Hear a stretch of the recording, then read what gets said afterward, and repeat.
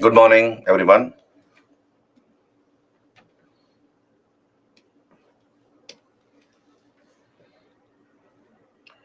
Good morning.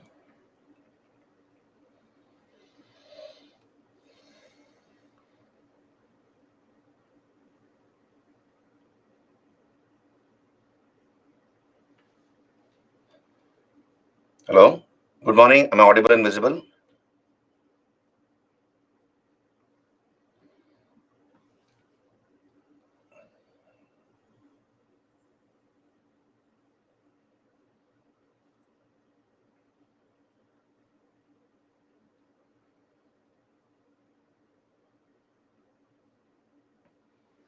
Good morning. Am I audible and visible?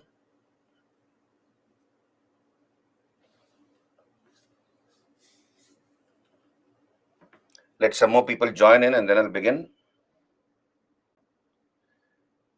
Parichaya, good morning. Ganesh, good morning.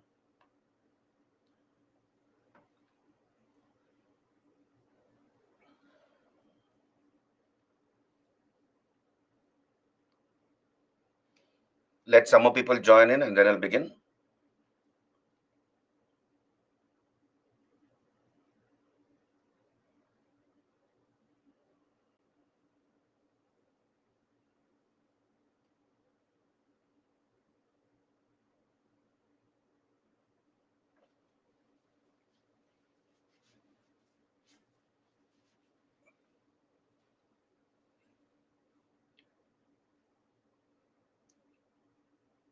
Am I audible and visible?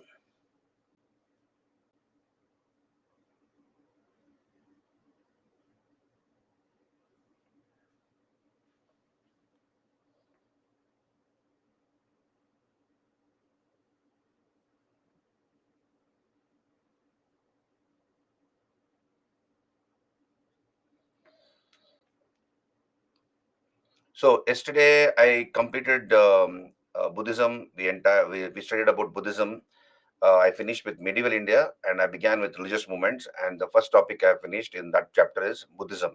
We covered entire topic of Buddhism in detail, how Siddhartha became Buddha, the teachings of the Buddha, the Buddhist councils which took place after the death of the Buddha, the division in the Buddhist Sangha into Hinayana, Mahayana, causes for these popularity of Buddhism, similarly causes for the decline of Buddhism, Vajrayana Buddhism, and we have also dealt with the questions asked by the UPSC in the prelims and the mains. Now, today, let us begin with Jainism. Let me finish Jainism. Once we finish Jainism, we'll go to Bhagavatism and Shaivism. So that will terminate this chapter, and then we can go to art and architecture. So we have a long day to go. So let's begin. Hello, all of you.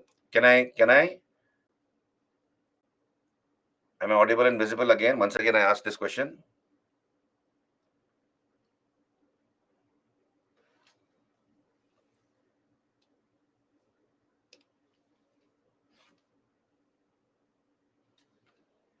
Hello. Yeah, audible and visible also. Ganesh, audible and visible.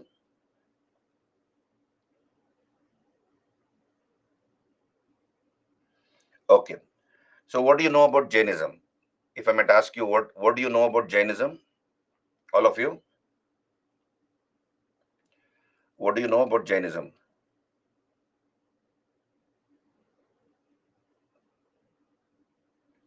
Anybody?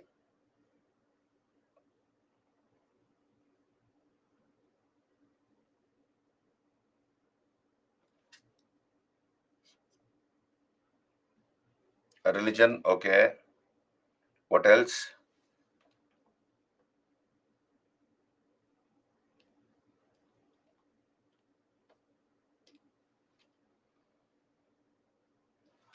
Just hold on. What else?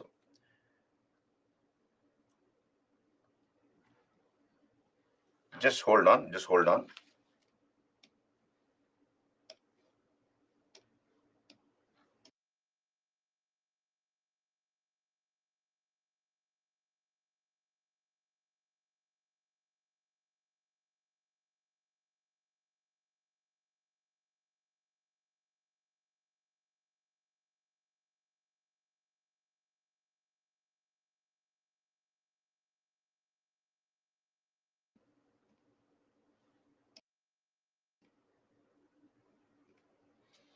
Yeah, an alternative to Buddhism. Anything else? Anything else? Okay. Now let's talk about Jainism in detail. Now, both Buddhism and Jainism were contemporary religions. Both Buddha and Mahavira were contemporaries, but they never met each other. And both these religions were born in the 6th century BC. Both Buddhism and Jainism were born in the 6th century BC, 600 BC. And both the Buddha and Mahavira were contemporaries. Both of them were contemporaries, but they never met each other. Jainism is slightly older than Buddhism, though. Jainism is slightly older than Buddhism.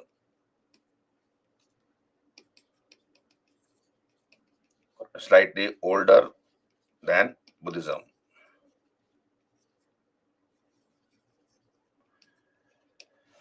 Now, but but Buddhism became very, very popular, though they were born almost at the same time in the 6th century BC.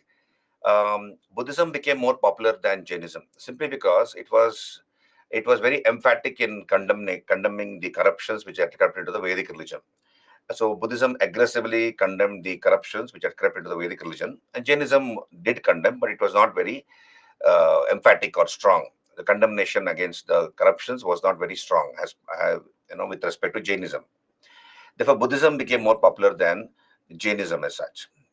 Now, Jains believe that there are 24 Tirthankaras.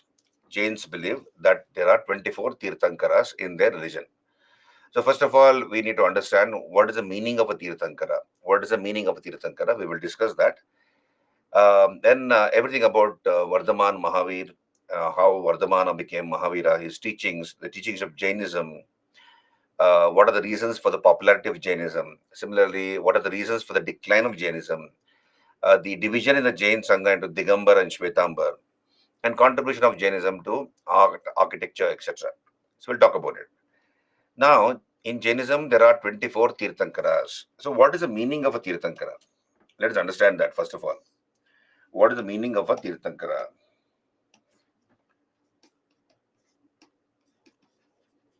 Tirthankara. So what is the meaning of Tirthankara? Tirthankara literally means fjord maker or bridge builder across the stream of existence. Understand this? Fjord maker.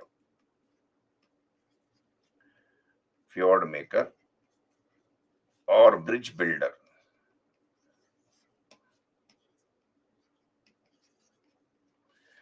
across the stream of existence. Across the stream of existence.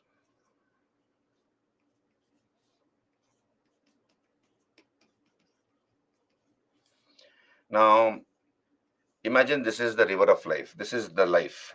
This is the river of life. Okay, we are born here, birth, and we all have to die. A Tirthankara is somebody who will build a bridge for you. A Tirthankara will build a bridge for you, and then he will show you the right path as to how a person is supposed to conduct himself from birth till death in this life. In this lifetime, how a person is supposed to conduct himself from birth till death. That is the meaning of Tirthankara. Are you there with me? So, fjord maker or bridge builder across a stream of existence. So, a Tirthankara is somebody who will show you the right path. The right path as to how a person is supposed to lead his life on this earth from birth till death. Did you understand what's the meaning of Tirthankara? Hello, all of you? Clear? So, Jains believe there are 24 Tirthankaras, and that is the meaning of a Tirthankara. Right? Jia, good morning. So, good morning. So, here, ford maker or bridge builder across a stream of existence. That's the meaning of Tirthankara. Right? And before a person reaches the status of a Tirthankara, before he reaches the status of a Tirthankara or the position of a Tirthankara, a person is supposed to go through a few stages. First of all, he has to go through these 4 stages. Sadhu, a strict monk, as you can see on your screen. So, sadhu, a strict monk. Upadhyay, teacher state and teacher. Then, uh, then professor, that is acharya, professor. And then lastly, arhat, most qualified one. So, he's supposed to go through those stages. And only in the 5th stage, he becomes a Tirthankara. 5th stage is Tirthankara. 5th stage is Tirthankara. So a person has to go through these stages before he reaches the status of a Tirthankar, right? Now, Jainism believes that there are 24 Tirthankaras, and they give us the list of these Tirthankaras, starting from Rishabhanath. So you can see on your screen Rishabhanath or Adinatha. Rishabhanath or Adinatha, he is the first Tirthankara. The symbol of Rishabha was bull. Ajitanath is elephant. Sambhavanatha, horse. Sambhavanatha.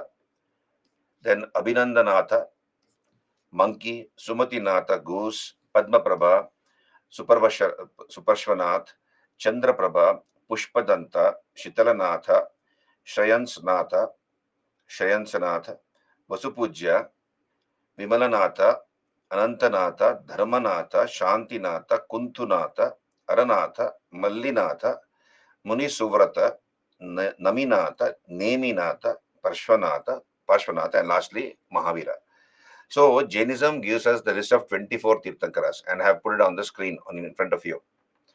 Now, historians don't believe in the existence of the first 22 Tirthankaras. So there may be some Jains here with due respect to their religion and religious sentiments. This is what the historians believe. So whatever I'm conveying to you, whatever I'm telling it to you is in the history books. So I'm only narrating that, right? So therefore, with due respect to Buddhism.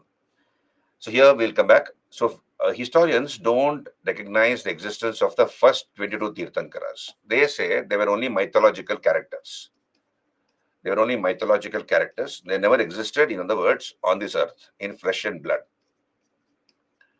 They were mythological characters. They never existed on this earth in flesh and blood. So historians don't consider the existence of the first 22 Tirthankaras. We have definite evidence as regards the 23rd Tirthankara and the 24th Tirthankara. Plenty of historical evidence is there as regards the 23rd and the 24th Tirthankara. We'll come to the 23rd and 24th in some time.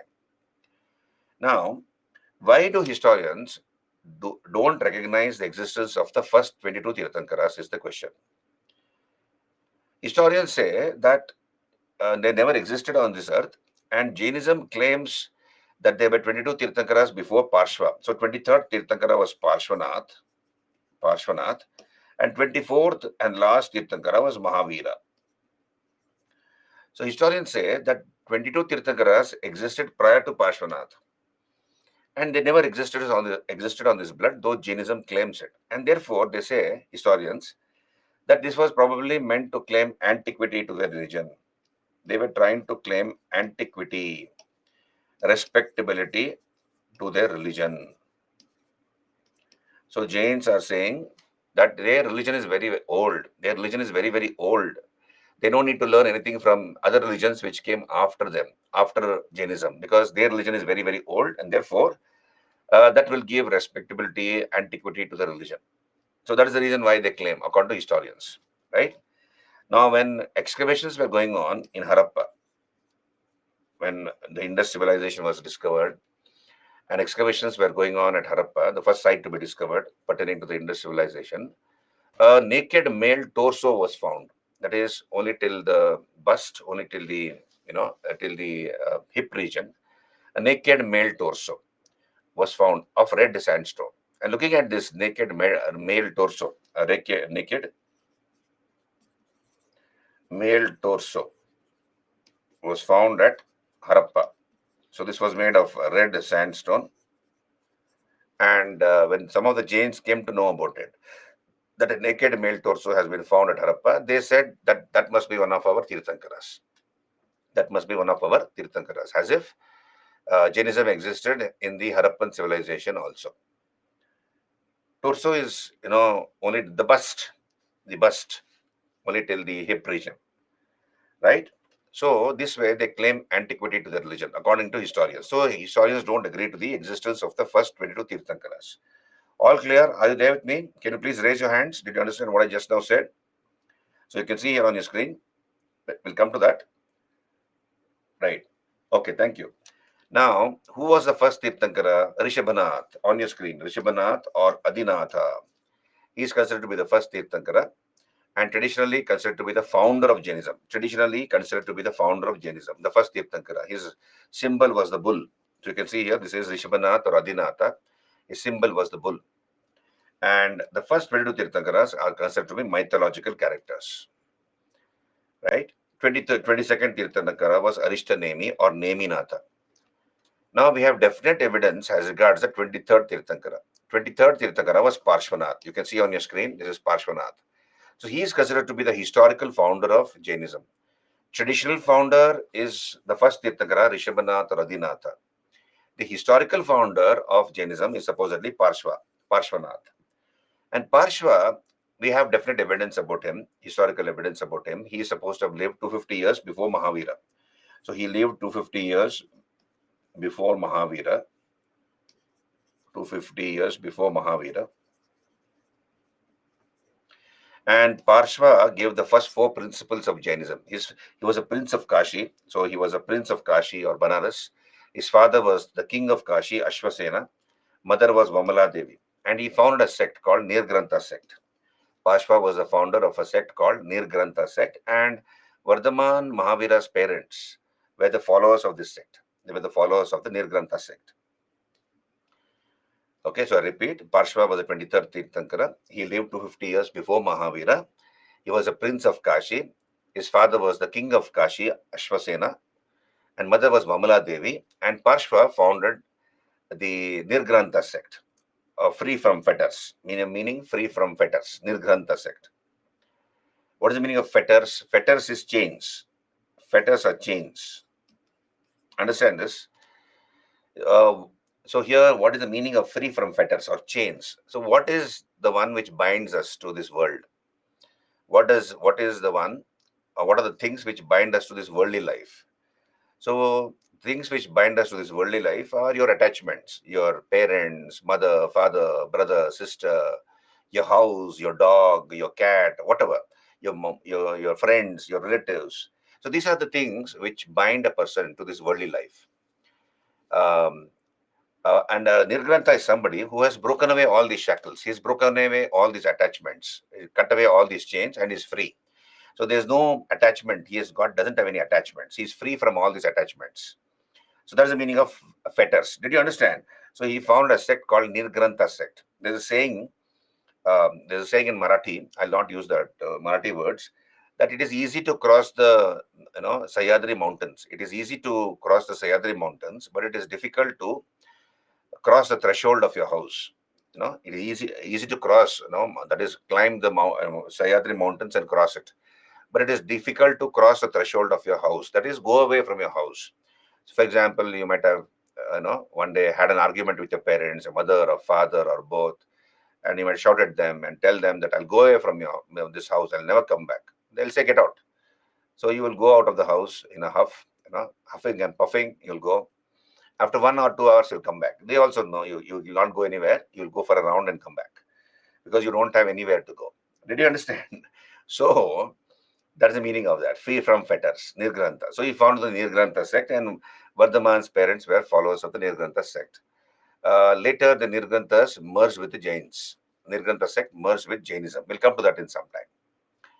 Now, Parshvanath gave the first four principles. He gave four principles, which also became the first four principles of Jainism later. So, what are the four principles given by Parshva? On your screen, Satya, do not lie. Satya, do not lie. Satya, Ahimsa, do not commit violence. Do not commit violence. And when he says do not commit violence, it doesn't mean only physical violence, but also mental violence. You may be swearing at somebody using all the bad words. That also is supposed to affect that person. It not only affects the person who is swearing, it will also affect the person who is being sworn at.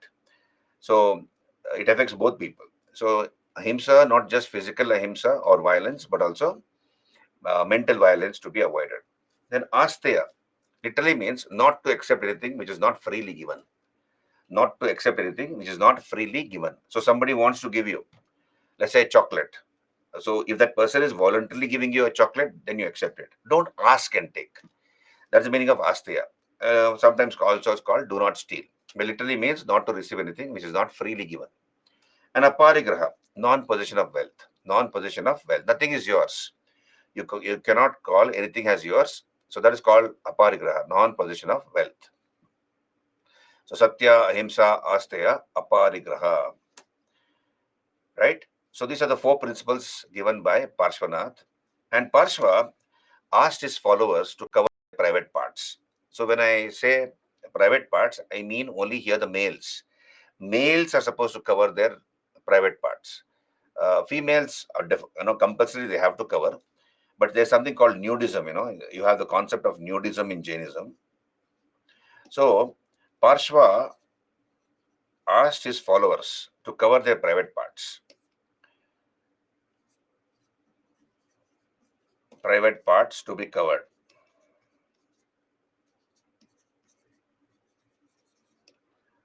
Right? So this is about Parshvanath. He lived 250 years before Mahavir. Yeah, good morning, Ragini. So we move on. We come to the 24th and the last Tirthankara, Vardhaman Mahavir. Now, you please understand, there is a Digambara tradition and a Shvetambara tradition. There is a Digambara tradition. There is a Digambara tradition and a Shvetambara tradition with respect to Jainism. So, in many aspects, they differ. In some aspects, they believe it is the same. They tell the same story. But in many other aspects also, they differ. Digambara tradition, Shvetambara tradition. Now, let's talk about Vardhaman Mahavir. He was the 24th of the last Tirthankara. So here he is considered to be the real founder of Jainism. He's considered to be the real founder. His symbol was a lion. And he was born at Kundagrama, somewhere in eastern India, in Bihar, near Vaishali, Muzaffarpur district of Bihar. So he was born at Kundagrama. His mother was, his father was Siddhartha. He was the head of the Gnatrika clan, or Naya clan. Gnatrika or Naya clan. His father's name was Siddhartha. Mother's name was Trishala Devi. And Trishala was the sister of the Lichavi chief Chetaka. And Chetaka's daughter was married to Bimbisar of Magadha. Understand this? His mother's name was Trishala Devi. And Trishala was the sister of Chetaka. Chetaka's sister. And who was Chetaka? Chetaka was the king of the Lichavis. Lichavi king. Lichavis were a tribe. So he was the Lichavi chief, Chetaka. And Chetaka's daughter was married to Bimbisar of Magadha.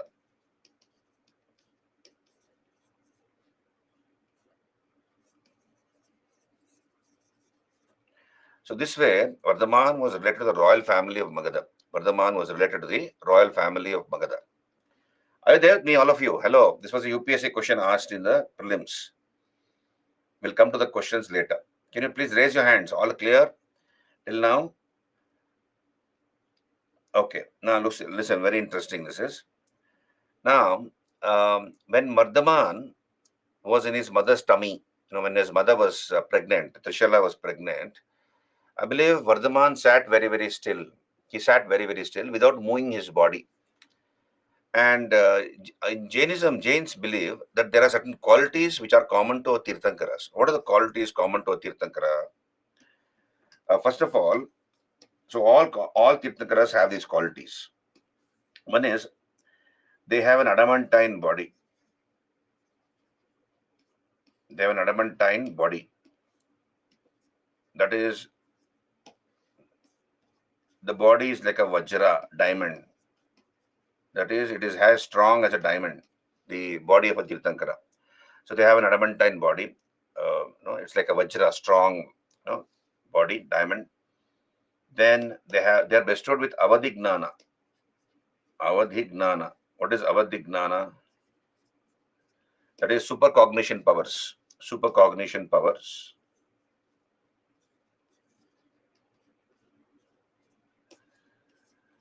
That is, they can view distant objects. Like, for example, sitting in somewhere in the south of India, he can view the Himalayas. If he wants to, he can see the Himalayas. Or sitting in India, he can know what is happening in America, in the White House, what the president is doing in the White House. So he can see very clearly what's happening. So he can view distant objects. He can read the mind of people.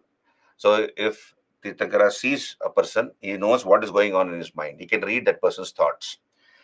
So these are all certain qualities common to all the Tirthankaras. And I believe when Vardhaman was a small baby, even when he was still in his mother's womb, he sat very still. Why did he sit very still? Because he knew how easy it is for children to cause pain to their parents. How easily children can cause suffering or pain to their parents. So he sat very, very still. But then, so one day over, 2 days over, there was no movement in the body within the tummy. And mother got worried. Trishala got worried. And a thought came to her mind. Oh my God, God knows what has happened to the baby. The baby is not moving. I don't feel any movement in my tummy. So once he was able to read his mother's thought, he slightly shook. He slightly shook his body within his mother's tummy to assure his mother that he's all right. Right. So these are all told about Vardhaman. And I believe even when he was Puja, what do you want once again? Once again, Puja, can you be specific?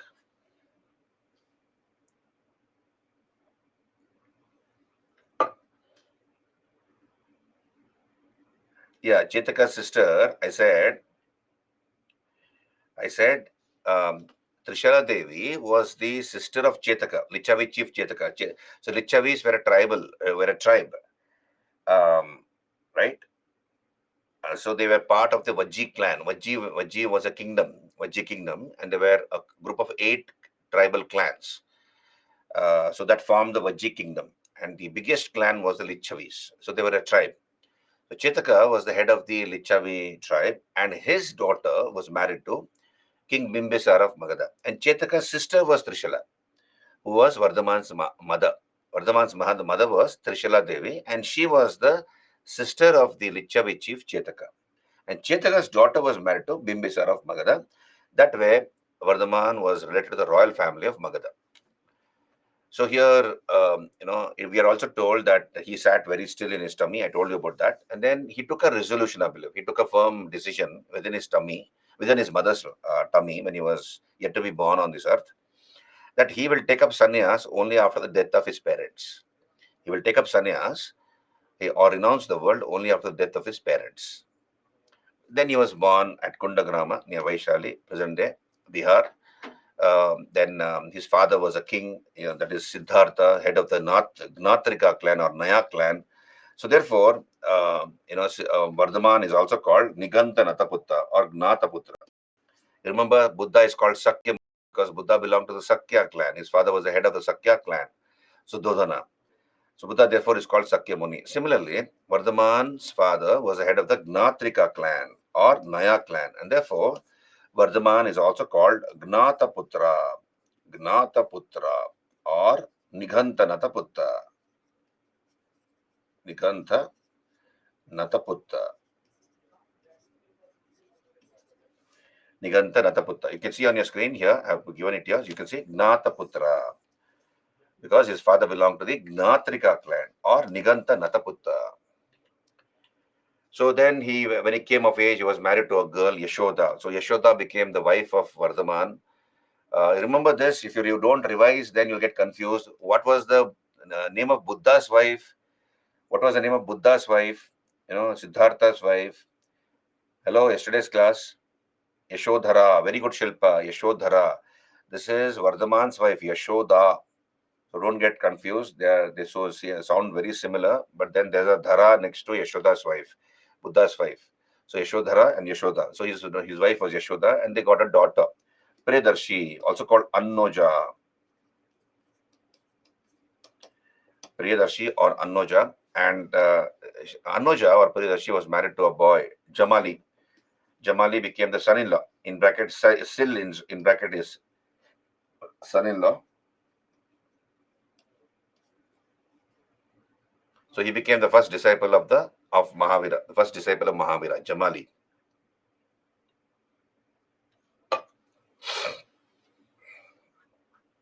So daughter was another Annoja or Priyadarshi.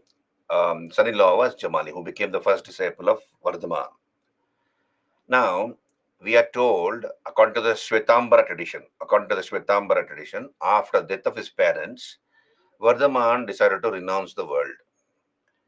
He decided to take up sannyas. And his parents had died. He had an elder brother, Nandivardhana. Nandivardhana was his elder brother. So he asked Nandivardhana. So this is according to the Shvetambara tradition.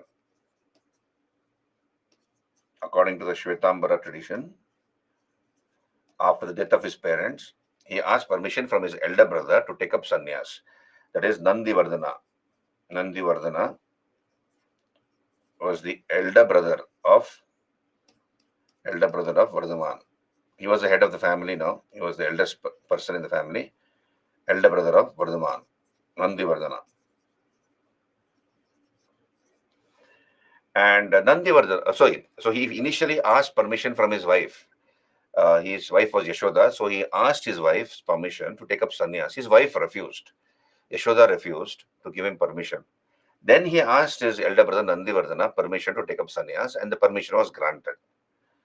This is according to the Shvetambara tradition. Digambara tradition tells us that his parents were very much alive. His parents were very much alive. That is the time when he took up sannyas, right? So there's a difference between the Digambara and Shvetambara tradition. So he renounced the world at the age of 30 years. He renounced the world at the age of 30 years. That is, he took sannyas at the age of 30 years. And for the next 12 years, he was wandering. That is till the age of 42 years.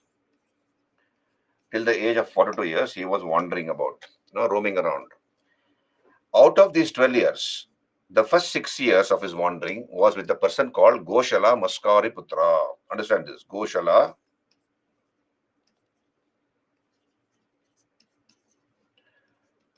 Maskari Putra, also called Makkali Goshala.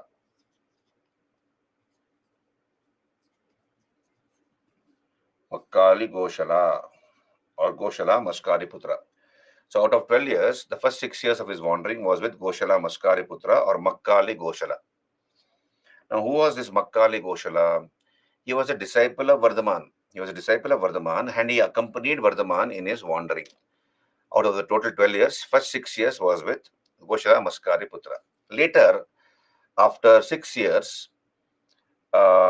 they split up. They had differences over two issues. So, what are the differences they had? Over two issues, they had differences. One is, I believe, rejuvenation of the soul. Whether the soul rejuvenates itself or not. Rejuvenation of the soul. And number two, regarding whether to wear clothes or not. That is nudism. Vardhaman was against wearing clothes because according to Vardhaman, wearing clothes is equal to aparigraha, possession of wealth. So you should not possess anything, including clothes. So Vardhaman was for nudism, whereas Goshala was against nudism. So they fought over these two issues, or rather, they had differences over these two issues, and they parted ways. So they went separate directions. Later, this Goshala Maskari Putra became the founder of a sect called the Ajivika sect. He went on to found a sect called the Ajivika sect. When I come to philosophy topic, we will talk about it. The teachings of Goshala Maskari Putra. Okay, so Goshala Maskari Putra went on to found the Ajivika sect. Okay, so Vardhaman left home at the age of 30 years. He totally wandered around for 12 years. That is till the age of till 42 years. At the age of 42 years, he comes to Eastern India. Somewhere in Eastern India, he comes to a place called Jimbika Grama. There was a village called Jimbika Grama. He comes there. On your screen, you can see here. He comes to Jimbika Grama, somewhere in Eastern India, right? And there was a sal tree there. So there was a sal tree. So what he did is he first took a bath, Rijupalita. So he took a bath in a river. There was a river flowing nearby. So he took a bath in that river called Rijupalita. So he took a bath in that river, Rijupalita, and then he came out of that river after having taken a bath. And then there was a field next to the river. So imagine this is the river, right? This is the river, and there was a field next to the river. So imagine this is the field, right? This is the field. This is the field next to the river, and there was one tree growing here. There was a tree growing here. There's a tree. And this field belonged to a householder called Samaga. So Samaga was a householder, that is, he was a family man. So he took a bath in that river called Rijupalita. Then he came out of that river onto this field, which belonged to a householder called Samaga, and there was a tree growing there on that farm, on that field, a sal tree. So this was a sal tree, and he decided to sit for meditation under the sal tree. Okay, and within a short period of time, he attained what is known as Kaivalya. He attained what is known as Kaivalya. That is enlightenment. He received his enlightenment, and he declared himself as Jina, that is conqueror. He declared himself as Jina or conqueror. Conqueror of what? Conqueror of ultimate knowledge. Conqueror of ultimate knowledge, and Mahavira, great hero. Great hero. So he called himself as Jina and Mahavira. Jina means conqueror of ultimate knowledge, and Mahavira, great hero. So, and the word Jainism is from the word Jina. The word Jainism is from the word Jina. So please understand, he left home at the age of 30 years. I will use another page. He left home at the age of 30 years.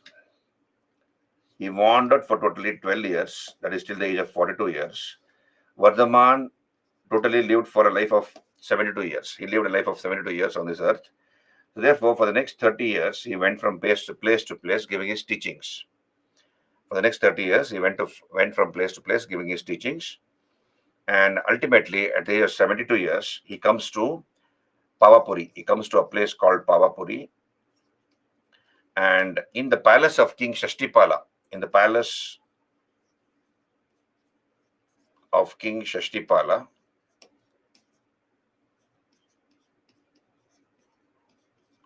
so he was the king of the Mallas. So he was the king of the Mallas. Mallas were a republic. So the king of the Mallas was Shashtipala. In the palace of King Shashtipala, Bardhaman committed what is known as Sallekhana. He committed Sallekhana and died. That is, what is Sallekhana? Voluntarily giving up food until one dies. Voluntarily giving up food until one dies. So he committed Sallekhana and died. Okay, so this is a story of Vardhaman Mahabir. So I'll come back here on your screen. You can see. So he was born at Kundagrama. His father was Siddhartha, chief of the Gnatrika or Naya clan. Mother was Trishila Devi, sister of the Lichavi chief Chetaka, whose daughter was married to Bimbisar of Magadha. Wife was Yashoda. Daughter was Priyadarshi or Annoja. Son-in-law was Jamali. Right? So at the age of 30 years, he renounced the world and he wandered for totally 12 years. So he wandered for totally 12 years and joined the Nirgrantha sect of Parshvanath. First 6 years of his wandering was with Goshala Maskari Putra or Makkali Goshala.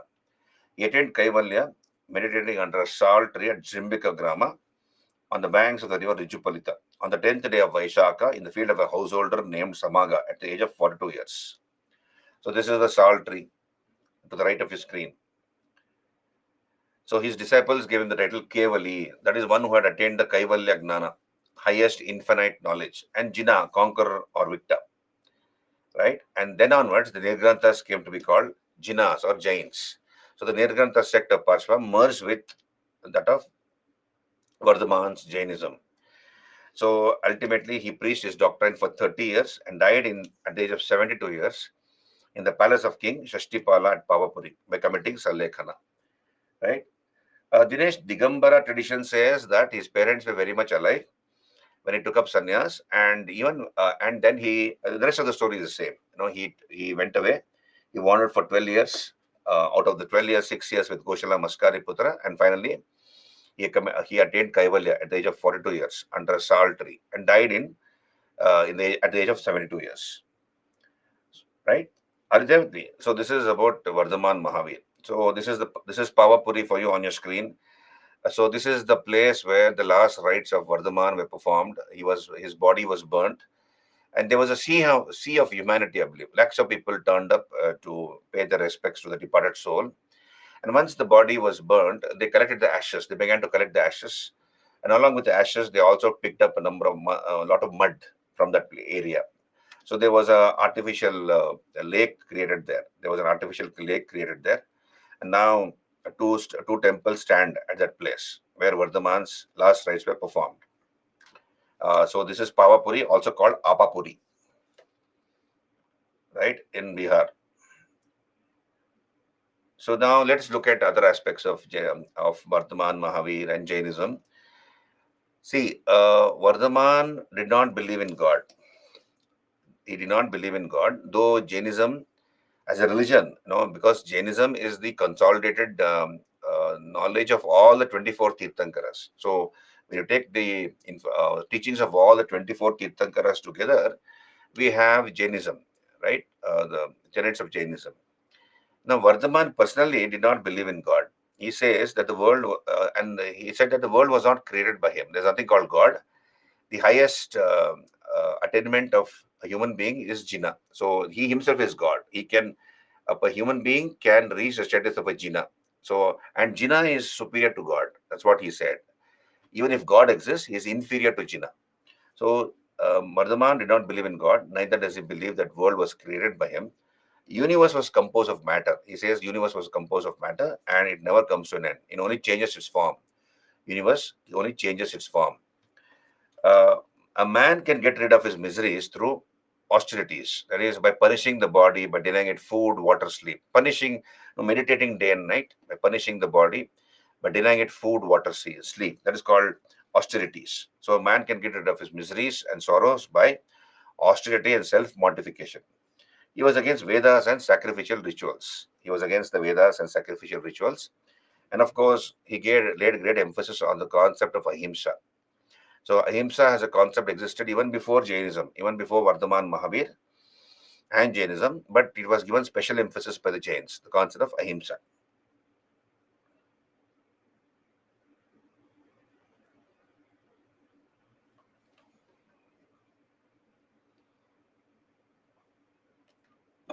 Hemalata Buddha attained nirvana sitting under a tree. That tree became sacred for that reason. People tree, whereas Vardhaman attained Kaivalya sitting under a sal tree. So the sal tree is considered to be sacred by the Jains. So that's the reason. If they had sat under other trees, that tree would have been sacred probably. So that's what we can presume.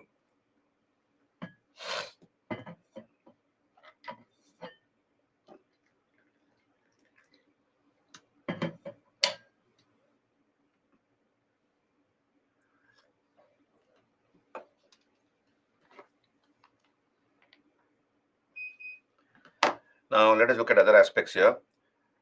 Let us look at the doctrines of Jainism on your screen. Doctrines of Jainism. We have the Panchasutras, or the 5 cardinal principles of Jainism. So, what are the Panchasutras? The first 4 were given by Parshva. Satya, do not lie. Do not lie. Ahimsa, do not commit violence. Asteya, not to receive anything which is not freely given. Literally means not stealing. Sometimes also called not stealing, but actually means not to receive anything which is not freely given. And aparigraha, non-possession. Non-possession. So Satya, Ahimsa, Asteya, Aparigraha. These 4 were given by Parshva. And Vardhaman added a fifth principle, Brahmacharya, celibacy. That is, remain single. Do not marry, remain single. Brahmacharya. That was given by Mahavira. Parshva asked his followers to cover their private parts. So you please understand, nudism in Jainism is only applicable to males, not females. Females compulsorily have to cover their body. Whereas Vardhaman recommended his followers to be nude, right? Whereas Parshva asked his followers to cover their private parts.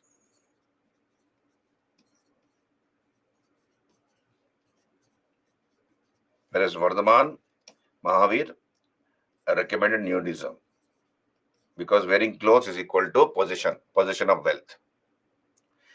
Now, when these 5 principles, Satya, Ahimsa, Asteya, Aparigraha, Brahmacharya, when these 5 principles are followed in a very rigorous manner, in a strict manner by Jain monks and nuns, they are called Mahavratas. On your screen.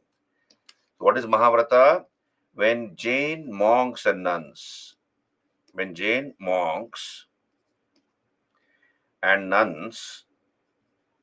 follow these 5 principles in a very strict manner, it is called Mahavrata. When these 5 principles are followed in a less rigorous manner, less strict manner, they are called Anuvratas. They are called Anuvratas when they are followed in a less strict manner. For example, let's say there's a person called A. He is not a member of the Jain Sangha, but he follows these, he believes in Jainism, he follows the tenets of Jainism, but he doesn't follow the Satya, Himsa, Asteya, Parigraha, Brahmacharya in a very strict manner. So in a less rigorous manner, he follows it. Then it is called Anuvrata. Did you understand? Mahavrata, Anuvrata. If you can raise your hands, all clear till here? Any doubts? Clear. Now, we'll move on. Yeah. Now, then we have 3 Ratnas of Jainism. 3 Ratnas or Ratnatraya, right faith. That is belief in the Jain Tirthankaras, right faith. Right faith is belief in the Jain Tirthankaras and their teachings. Right knowledge. Knowledge of eventual liberation from the cycle of life and death. So, knowledge of eventual liberation and of life in all existing beings. Right? And then right action. So, right faith, right knowledge, right action. Jainism gives extreme emphasis on the concept of ahimsa. So, in speech, word, deed, in speech, deed, and action. And Jains believe that even inanimate objects have life and they suffer pain when you inflict injuries to them. So, imagine, so this is my mobile phone, right? This is my mobile phone. If I hit this mobile phone, if I hit it like that, it causes pain to it, I believe. And I can injure this. Of course, if I drop it, it'll break or it'll get damaged. But then even inanimate things like a table or a chair have life according to Jainism. And Jainism gives extreme emphasis on the concept of ahimsa. Now, you see, in Jainism, there are 6 professions recommended. Understand this? 6 professions are recommended by by Jainism. 6 professions are recommended. 6 professions are recommended. But then Jainism also tells us that whenever there is a possibility of committing violence, wherever there's a possibility of committing himsa or violence, you avoid that profession. So avoid wherever there's a chance of committing himsa. So what are the 6 professions in Jainism, recommended by Jainism? Agriculture. Number 2, governing.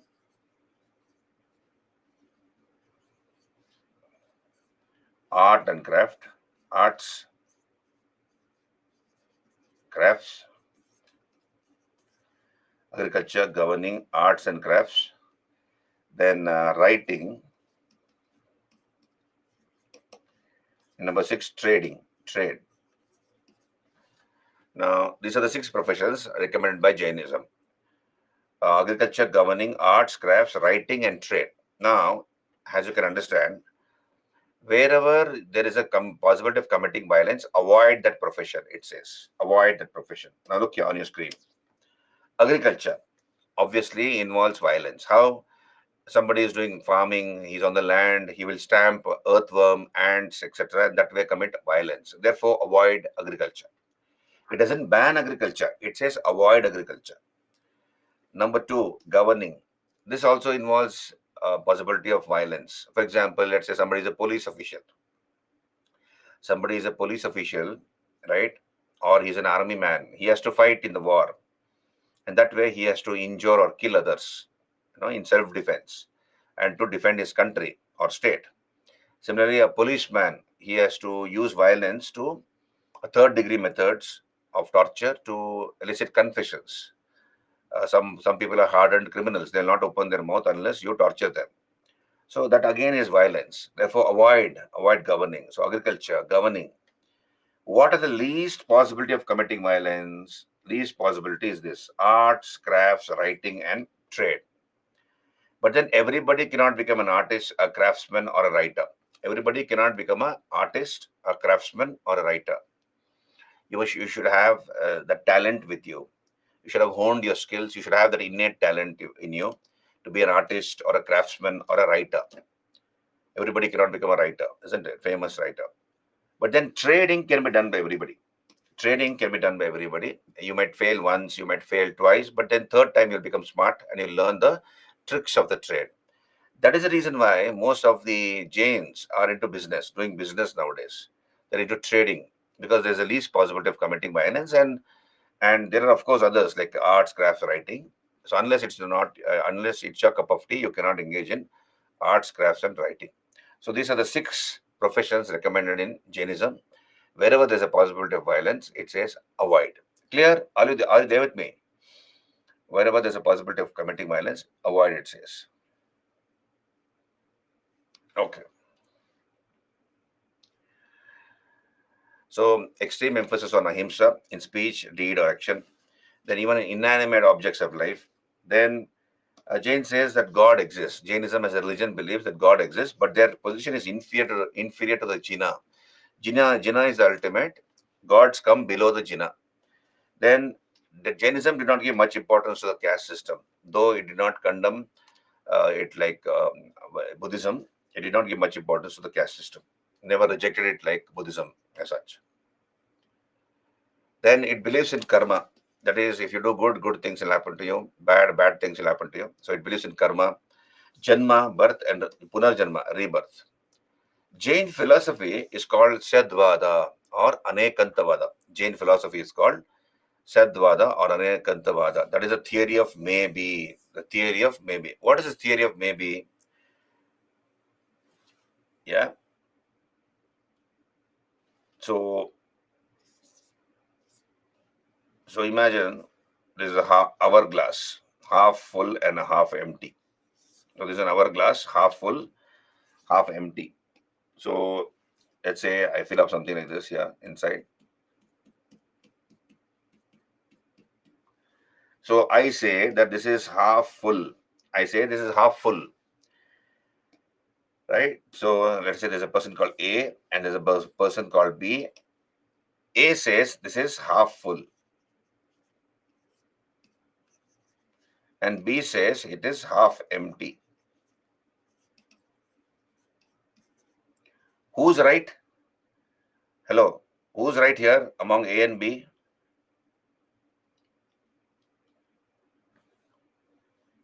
Both.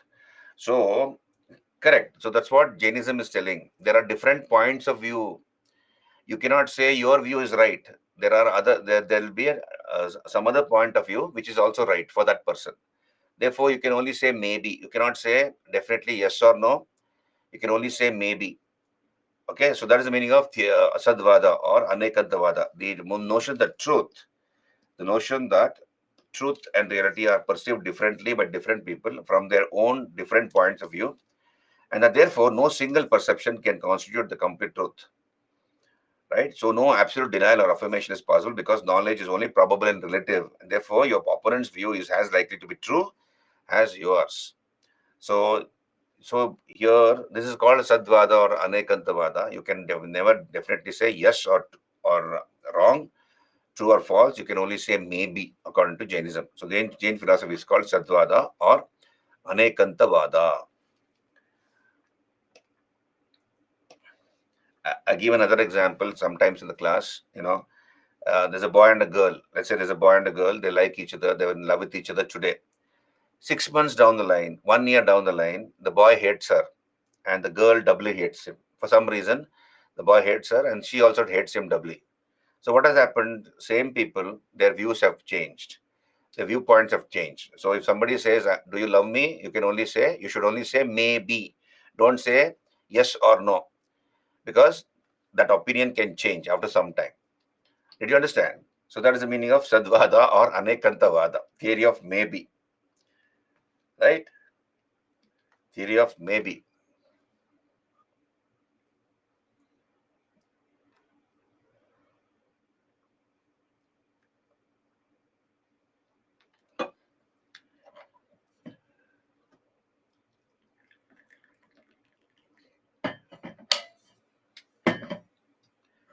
Right. Then Sallekkhana to attain salvation. Sallekkhana to attain salvation. What is Sallekkhana? Sallekkhana is voluntarily giving up food until one dies. Voluntarily giving up food until one dies. So it's also called Santhara. Salekana is also called Santhara, also known as Santhara. So many years back, an SSLC girl, a girl studying in 10th standard from Hyderabad.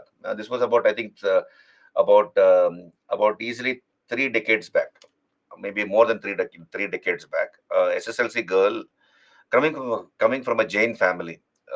She was from a business family. 10th standard girl.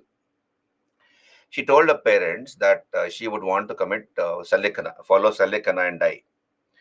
So parents initially decided to dissuade her. They tried to dissuade her, but she was very determined. Then ultimately the family gave up and they encouraged her because that is part of their religion. And the girl slowly, the girl got weaker and weaker, and she died. The neighboring girl was her friend. They were friends from a young age, and that girl, as parents, lodged a complaint in the police station, stating that the family has abetted in suicide. It's not death, natural death. It is abetment to suicide. They have supported the girl in committing suicide. That's what they said. Abetment to suicide or encouragement to suicide. So the case went to the High Court of Andhra and later to the Supreme Court of India. And later, the Honorable Supreme Court, after due deliberation, gave a judgment. The judgment was that it is not suicide. It is not suicide. It is done voluntarily. There was no force involved here. And Jains have been following this from thousands of years. It is part of the religion. There's no force involved here. It is done purely on a voluntary basis. So therefore, it is not considered to be suicide. And even now, Jain monks and nuns die like this. And that community, Jain community, gives a lot of respect to people who die like this by committing Sallekhana, right? A recommended form of dying by Vardhaman Mahavir. So we'll move on. So, what is the ultimate aim? What is the objective of a man? Ultimate objective of a man to attain salvation. That is Kaivalya. So, how to attain Kaivalya, salvation? That is, first of all, stop doing bad karmas. Stop doing bad karmas, bad things, and keep on doing good things. And then you punish your body by denying it food, water, sleep, and meditate day and night. You meditate day and night, avoid evil karmas, prevent all kinds of fresh karmas, and destroy the existing ones. And meditate day and night by denying it food, water, sleep. And follow the Pancha Sutras and the Three Ratnas. Pancha Sutras, Satya, Ahimsa, Asteya, Aparigraha, and Brahmacharya. And Three Ratnas, right faith, right knowledge, right action. So if you follow this, you will attain Kaivalya, according to Jains. Are you there with me? Hello, can I move on?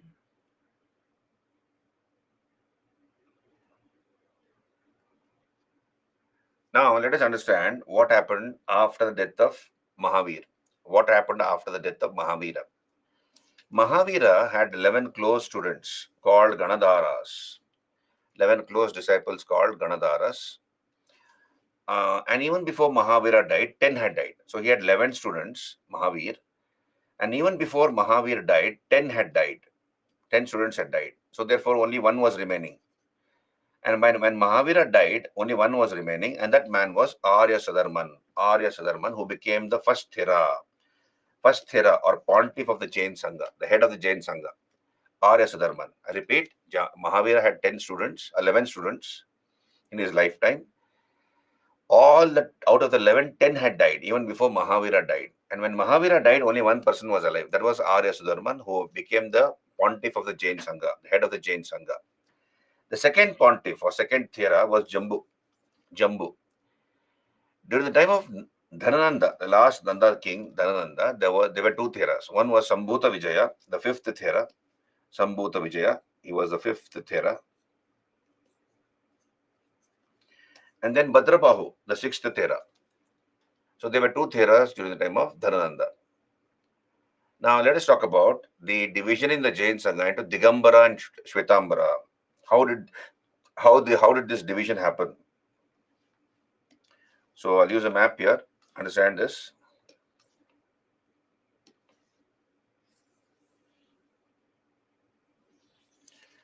Now this is Patliputra here. This is Patliputra.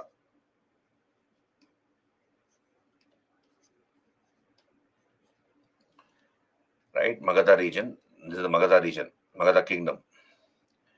Now we are told, now there was a 12th century scholar. His name was Hemachandra. Hemachandra. He was a scholar in the Solanki court. So we have the Chalukyas of Gujarat, a dynasty called the Chalukyas of Gujarat or the Solankis. We have done this as part of medieval India. Solankis, also known as the Solankis. And there was a king of the Solankis called Jayasimha Siddharaja. Jayasimha Siddharaja.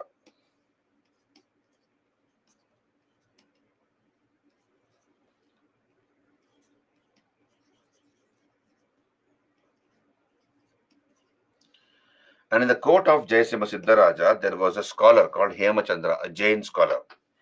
Hemachandra wrote a number of books. So this was in 12th century India, 1200 AD, 12th century. So Hemachandra wrote a number of books. In one book is Parishishta Parvan. One of the books he wrote is Parishishta Parvan. Parishishta Parvan. In this book called Parishishta Parvan, he gives us the reasons for the division of the Jain Sangha into Digambara and Shvetambara. So Hemachandra, he tells us that when Chandragupta Maurya was the king, when Chandragupta Maurya, I'll write CGM in short, when Chandragupta Maurya was the Mauryan emperor ruling from Patliputra, there was a famine. He says there was a famine in the Magadha region. In the Magadha region, there was a famine. And this famine lasted for 12 years. That is, there were no rains for 12 years. So therefore, a group of Jain monks began to migrate towards South India. So a group of Jain monks from the Magadha region began to migrate towards South India under their leader Bhadrabahu. Under their leader Bhadrabahu. Chandragupta Maurya gave away the throne to his son Bindusar. So his son was Bindusar, Chandragupta Maurya's son Bindusar. So he abdicated the throne in the hands of Bindusara, and Chandragupta Maurya also joined Bhadrabahu and the other Jain monks who were going towards South India. So all these Jain monks under Bhadrabahu and Chandragupta Maurya, they come to Shravana-Belagola. They come to a place in Karnataka, present-day Karnataka, called Shravana-Belagola. Okay, Shravana-Belagola.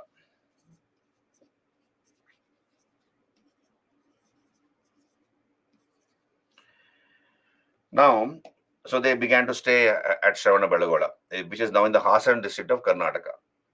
Now, not that all the monks came away to South India. Some monks stayed back in North. Who was the leader of those monks who stayed back in the North? Their leader was a person called Stulabahu. Stulabahu or Stulabhadra. So some monks still were staying in the Ganga Valley, in the Magadha region. Now, Hemachandra tells us that after a few years, after some time, these southern monks who had come away to South India, they went back to the north. Some of them went back to the north. And what did they see there? They were shocked to see that the followers of Stulabahu or Stulabhadra had covered their private parts with white cloth. So they were covering their private parts with white cloth. And these southern monks objected to this because Vardhaman had recommended nudism, as you all know. But here, Stulabhadra's followers had covered their private parts with white cloth. And these southern monks objected because the rules had been broken. So when they objected to this particular practice, Stulabahu and his followers informed these southern monks that they would want to cover their private parts with white cloth, and they will not be changing that rule. They'll be continuing to cover their private part with white cloth. So this resulted in a schism. This resulted in a division in the Jain Sangha into Shvetambara and Digambara. Nanukya. Those followers of Stulabahu came to be called Shvetambaras. Shvetambara. That is white clad. They are clad in white. White clad. And the followers of Bhadrabahu came to be called Digambara. Digambara. That is sky clad. Sky clad. Sky is their cloth. sky is their cloth. That is, they are naked. This way, that thus by around 300 BC, Jain Sangha got divided into Digambara and Shvetambara. So this is the story given in the Parishishta Parvan, written by Hemachandra, a scholar in the 12th century court of Jayasima Siddharaja, one of the kings of the Solankis or Chalukyas of Gujarat. Are you there with me? So Shravana Belagola is considered to be the birthplace of Digambara Jainism. So Digambara Jainism, so Shravana Belagola is called the birthplace of Digambara Jainism. Digambara Jainism. So we'll come back here on your screen. You see here schism in Jainism or division in Jainism. Hemachandra, a Jain scholar of the 12th century, in his books Parishishta Parvan, describes the circumstances that led to the schism or division in the Jain Sangha. So there was a famine in the reign of Chandragupta Maurya. CGM is short in Chandragupta Maurya.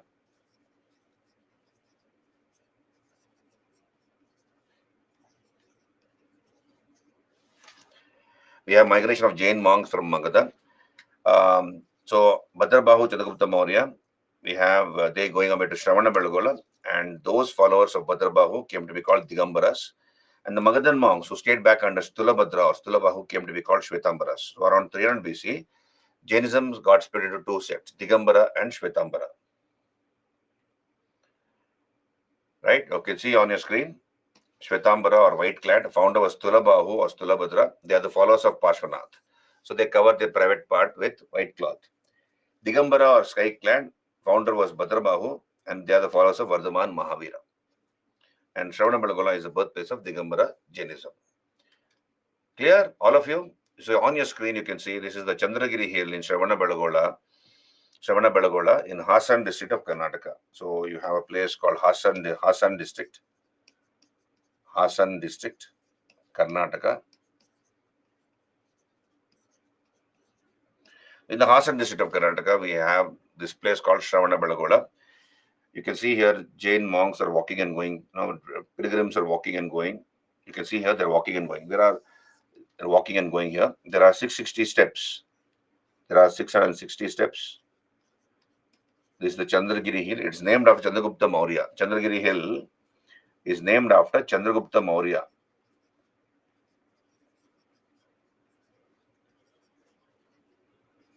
There's a gufa there, gufa or a cave there in which Chandragupta Maurya stayed. He lived there for many years, and and later he performed Sallekkhana and died here in Shravana. Okay, this is Shravana, and on the top of the Chandragiri Hill, you can see on the summit the statue of Bahubali Gomateshwara. The statue of Bahubali Gomateshwara, India's historically tallest monolithic statue. India's historically tallest monolithic statue. The statue of Bahubali Gomateshwara. Hemalata, yeah, Jains, I'll come to that. You see, Hemalata is asking why in Jainism monks cover mouth. Is it compulsory for all? You see, Jainism, not compulsory for all, it is for compulsory for the monks and the nuns. So here, please understand, Jainism gives extreme emphasis on the concept of ahimsa, as you all know. So ahimsa is central to Jainism. And Jains believe that there are tiny microorganisms called nigodas all over the place. Nigodas. So there's tiny microorganisms which your eyes cannot even see, and they're all over the place. So you have nigodas in fire, in water, okay, in the air, and on the earth. So you have fire bodies, you have water bodies, you have air bodies, and you have earth bodies. Right. So that means there is life in fire also. So here monks and nuns, Jain monks and nuns, they have to follow a very strict regimen. It's very difficult, to become a Jain monk or a nun. You see, you must have seen monks, of other religions, nuns of other religions. They shave their head, but among Jain monks, they don't shave their head or beard. They don't shave their head. each strand of hair is plucked from the scalp. Each strand of hair is plucked from the scalp, right? That's how they become bald. Then, so here this is the Digambara monks. Digambara monks. Digambara monks and nuns. So they are not supposed to. Monks and nuns are not supposed to walk in the rain. Understand this. It's very difficult for such people for not to follow these rules. So they're not supposed to walk in the rain. Why they're not supposed to walk in the rain? Walk in rain or swim in rivers. Swim in rivers. Why? Because that might harm water bodies. So you might harm water bodies. Therefore, you're not supposed to walk in the rain or swim in the rivers. Then you're not supposed to extinguish flames. Like, for example, you have a candle, right? There's a lamp glowing, fire lamp glowing. So if I want to extinguish, what will I do? I will say, "Fu," I will blow it off. Not allowed. In Jainism, you're not allowed. You're not supposed to do that because you have fire bodies in the fire and you may be hurting them. Therefore, not allowed.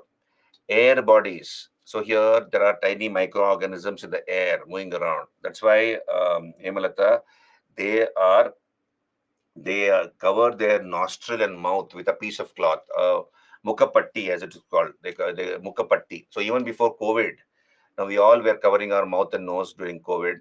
Even now, many people I see them doing it. So from thousands of years, Jains have been following this because they might inhale tiny microorganisms and kill them. That way, committing himsa. So therefore, monks and nuns are not supposed to extinguish flames. Then they are also not supposed to walk on grass, right? Walk on grass. They might harm insects, microorganisms.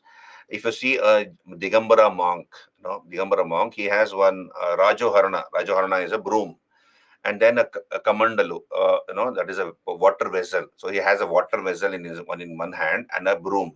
So as they walk on the street, they are supposed to broom whatever is in front of them because they should not be stamping on ants. Ants. So even the ants are, swept away with the broom, and then the person walks. And why is the water pot for toilet purpose? So it's not easy to follow, this religion, Jainism. Monks and nuns, they have great control over their mind. It's not easy to remain naked and then converse with people, be in the worldly life. So they have extreme control over their mind, over their emotions, and many people are, siddhas. They have spiritual powers. So therefore, one of the reasons as to why Jainism also did not become popular is this because of the extreme emphasis on the concept of ahimsa, right? So, and one more thing is Jains are not supposed to eat figs. They're not supposed to eat fermented substances. They're not supposed to consume fermented substances like honey. Honey. They're not supposed to consume honey. They're not supposed to consume wine, liquor, because they're all fermented. So all these are not allowed in Jainism, right? So, okay, I'm coming to Gomateshwara Puja. Just hold on. Did you understand? So extreme emphasis on given to the concept of ahimsa. So nigodas are there all over the place, and therefore they're not supposed to do all these things. Um, Walk in the rain, swim in the rivers, extinguish flames, then also engage in agriculture, walk on grass, and so on and so forth. Hemalata, are you there with me? Then we come to Puja's query, Gomateshwara. So let us talk about this statue of Gomateshwara. So we have the Gangas of Talakad, Western Gangas of Talakad. There was a dynasty called Gangas of Talakad. Gangas, they're called Western Gangas. Capital was Talakad. Where is Talakad? In the present day Mysore district of Karnataka. Mysore district. Right? So the Gangas of Talakadu or Talakad. And there was a king called Rachamalla IV of this dynasty. Rachamalla IV. And under him there was a minister called Chavundaraya.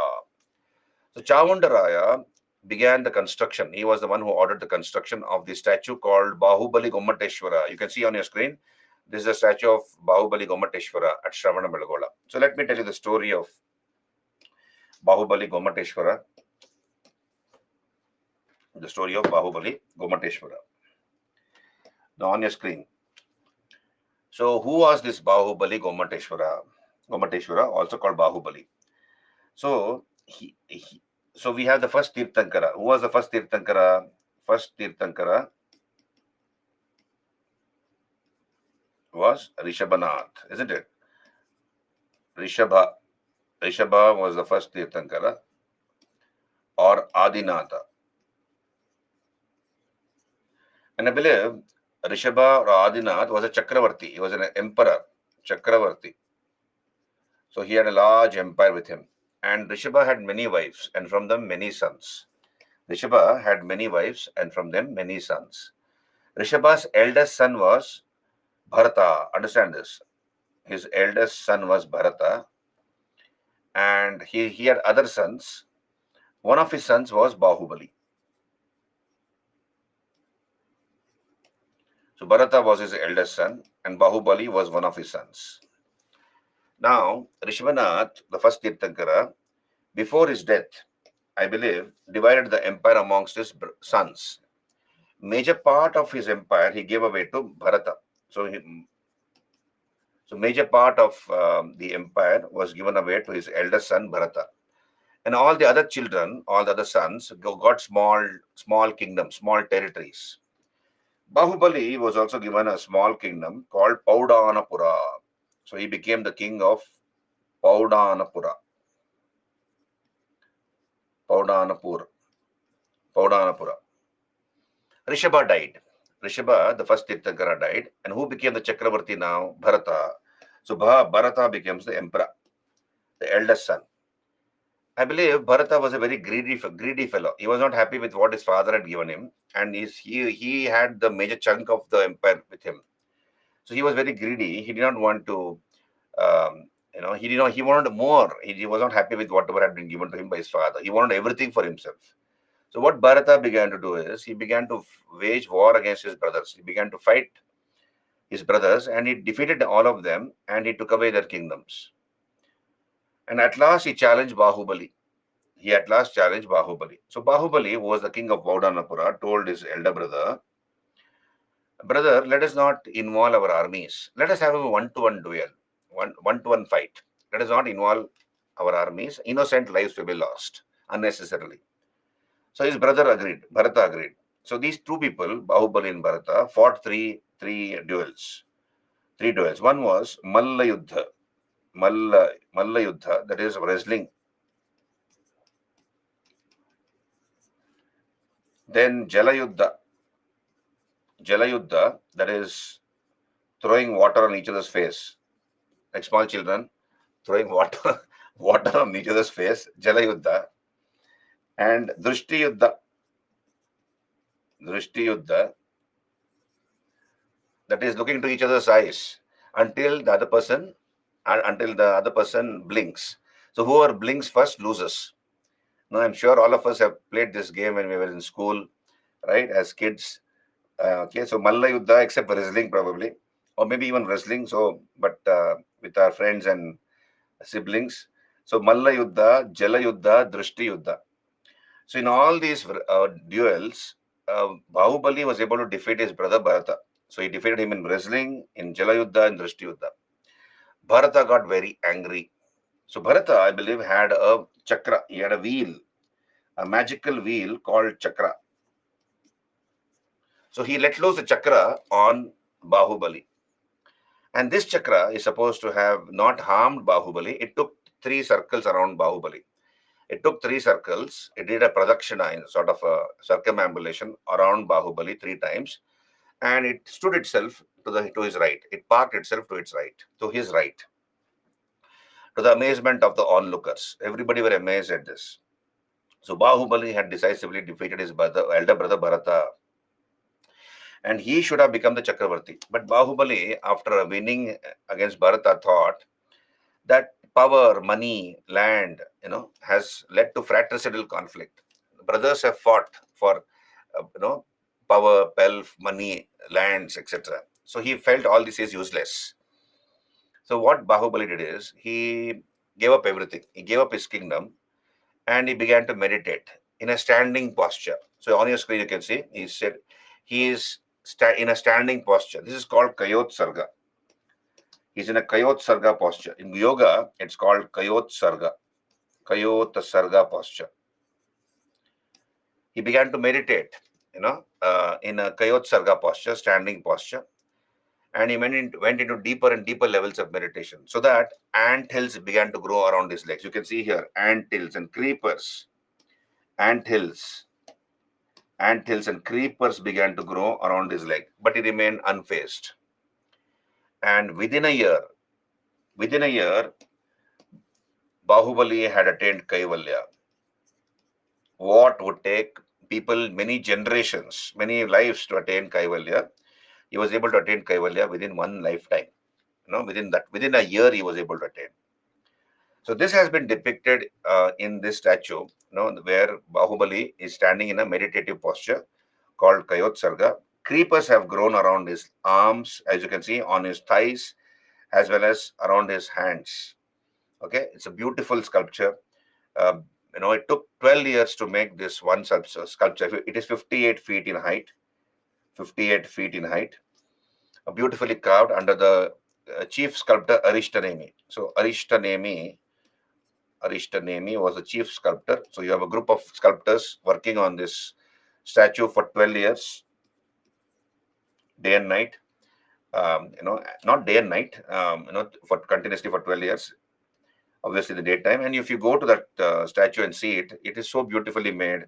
The fingers, you look at the fingers, it looks like natural fingers.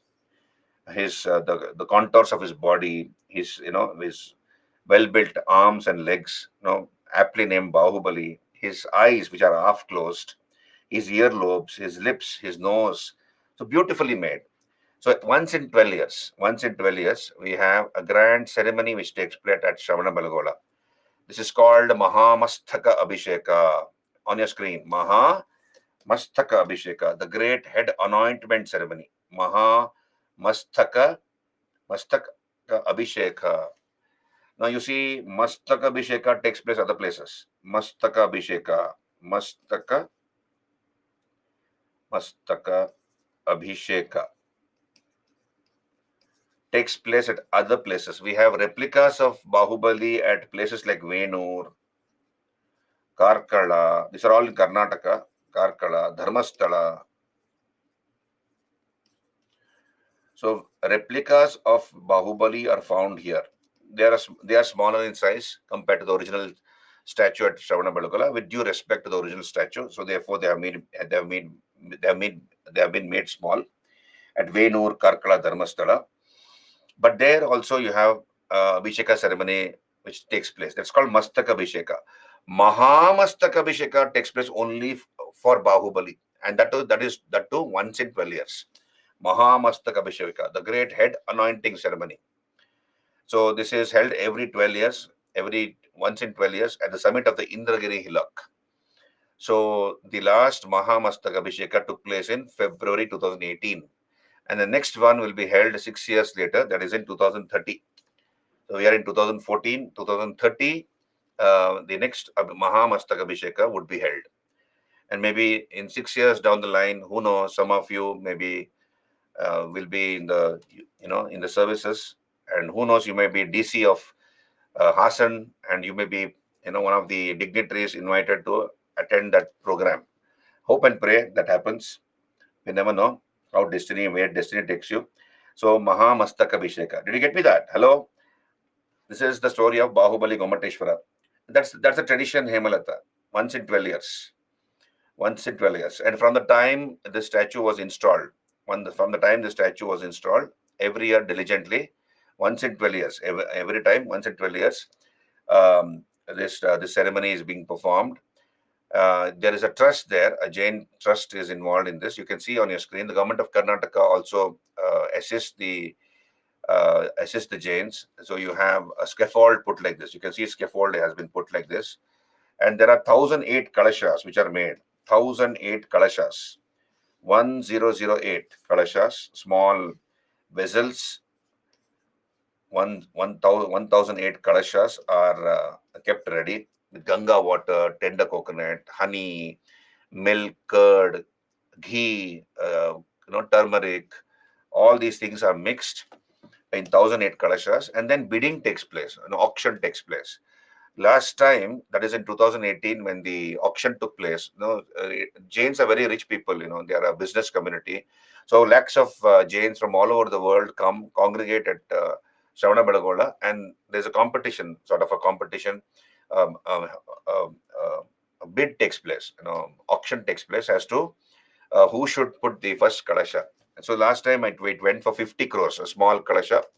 That person wanted to put it, so he bid it for 50 crores, and then he put that kalasha on the head. And then, of course, everything is poured down. You can see here on your screen, this is the Mahamastaka Abhisheka picture I have put here, which takes place once in 12 years. So it is covered in Ganga water, tender coconut, ghee, curd, milk, honey. All these are poured from top to down, covering the entire statue of Bahubali, Gomateshwara. And to the right, you can see Jain monks. They are putting milk, doing milk abhisheka. Right. So, however, you see, so in course of time, we have a subsets within Jainism. From Digambaras, we have the Samayas which broke out, and from the Shvetambaras, Therapanthis. So these are two subsects within Jainism. Samayas from Digambaras, Therapanthis from Shvetambaras. However, the tallest Jain statue is this on your screen, the statue of the first Tirthankara, Rishabhanath, at Mangitungi. This is in Maharashtra, Mangitungi, the statue of Ahimsa as it is called. Statue of Ahimsa at Mangitungi in Maharashtra, in Nasik. This is the tallest Jain statue in the world. It is 108 feet tall, and this is the statue of the first Tirthankara, Rishabhanath. So it was made in, the construction began in 2002. So this is again a monolithic statue. Construction of the statue began in 2002, and it was completed in 2016. Right? This is again a monolithic statue, sculpted by Moolchand Ramchand Nahata firm. Moolchand Ramchand Nahata firm. So tallest Jain statue in the world. Hemalata, it is said so. It is said so because, even after thousands of years, we don't see any crack there. So stone is also porous, so it will absorb all those ingredients within itself, and that explains why it has not cracked up, because it is exposed to elements, sun, wind, rain. So the stone expands and contracts in the summer, winter. It should have had some crack here, but nothing is seen. It's perfectly made. It is very beautiful. You should go there and see, all of you, whenever you have a time. India's tallest monolithic statue. Okay, we'll move on. So let us look at the Jain councils. Jain councils.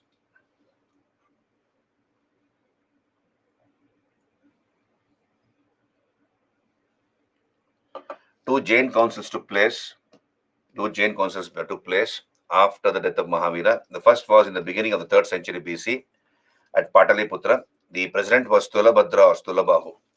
Now, please understand, the teachings of Mahavira were contained in 14 books called 14 Purvas. So, the teachings of Mahavira were contained in books called 14 Purvas. So, these were the teachings of Mahavira contained in books called 14 Purvas. Now, by the time the first council took place, the 14 Purvas had been lost. 14 Purvas had been lost. So, when this council took place, people remembered, through their memory, they remembered whatever they had read from in the 14 Purvas, and then 14 Purvas were reduced to 12 Angas. So 14 became 12. So 14 were reduced to 12 Angas. So 14 Purvas had been lost. So they were reduced to 12 Angas. Okay, 12 Angas in the first council. Second council, as you can see, was held in 5th century AD under Devaradik Shamasramana. It was held at Vallabhi in Gujarat under Devaradik Shamasramana. And the 12 Angas were further reduced to 11 Upangas, 11 subchapters. So 14 Purvas had been lost. They were replaced by 12 Angas in the first council, and 11 Upangas came into existence in the second council. Now, The most apart from the apart from the um 12 Angas, the most important book after the 12 Angas would be the Kalpa Sutra of Bhadrabahu. Kalpa Sutra, written by Bhadrabahu. So he wrote it in Prakrit language. It is written in Prakrit language. The Kalpa Sutra meant for the Digambaras. It is meant for the Digambaras.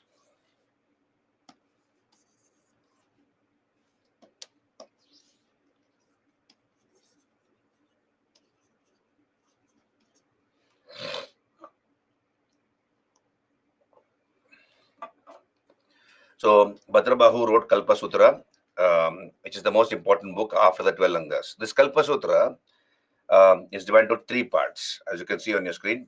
One is Jinacharita, biography of all the 24 Tirthankaras. So he gives the biography of 24 Tirthankaras. Theravali Charita, the biography of 11 Ganadharas. That is the students of Mardhaman Mahavir. So biography of 11 Ganadharas. And Samachari, the religious code of conduct of Jainism. Religious code of conduct of Jains. That is called Samachari. So let us look at the reasons for the popularity of Jainism. So Jainism became very, very popular, and we have a number of kings who patronized Jainism. For example, Chandragupta Maurya, CGM in short, Chandragupta Maurya.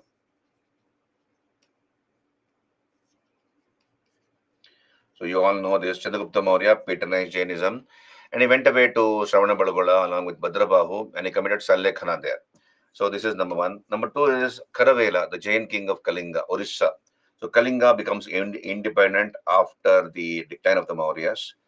Kharavela of the Chedi dynasty or Meghavarman dynasty, he called a Jain council at Kumaragiri in 161 BC. His aim was to unite the two Sanghas, unite the Digambaras and the Shvetambaras. He wanted to unify the Jains into one religion. It had already split up into Digambara and Shvetambar. But this effort of Kharavela was a failure.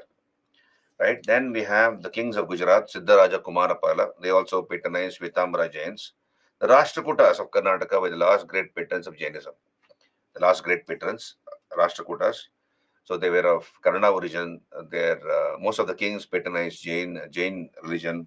Amagavarsha was their greatest king who wrote Ratnamalika, and his court poet Sri Vijaya wrote Kaviraja Marga. Two books of Jainism in Kannarasi, that is Kannada in Prakrit form. Kannada written in the Prakrit form is called Kannarasi. So these two books are in Kannarasi, Kannada written in Prakrit form. So Jainism did not become popular as much as Buddhism only because of one or two reasons. One is, of course, extreme emphasis on the concept of ahimsa. Nudism also is another reason why it did not attract the masses.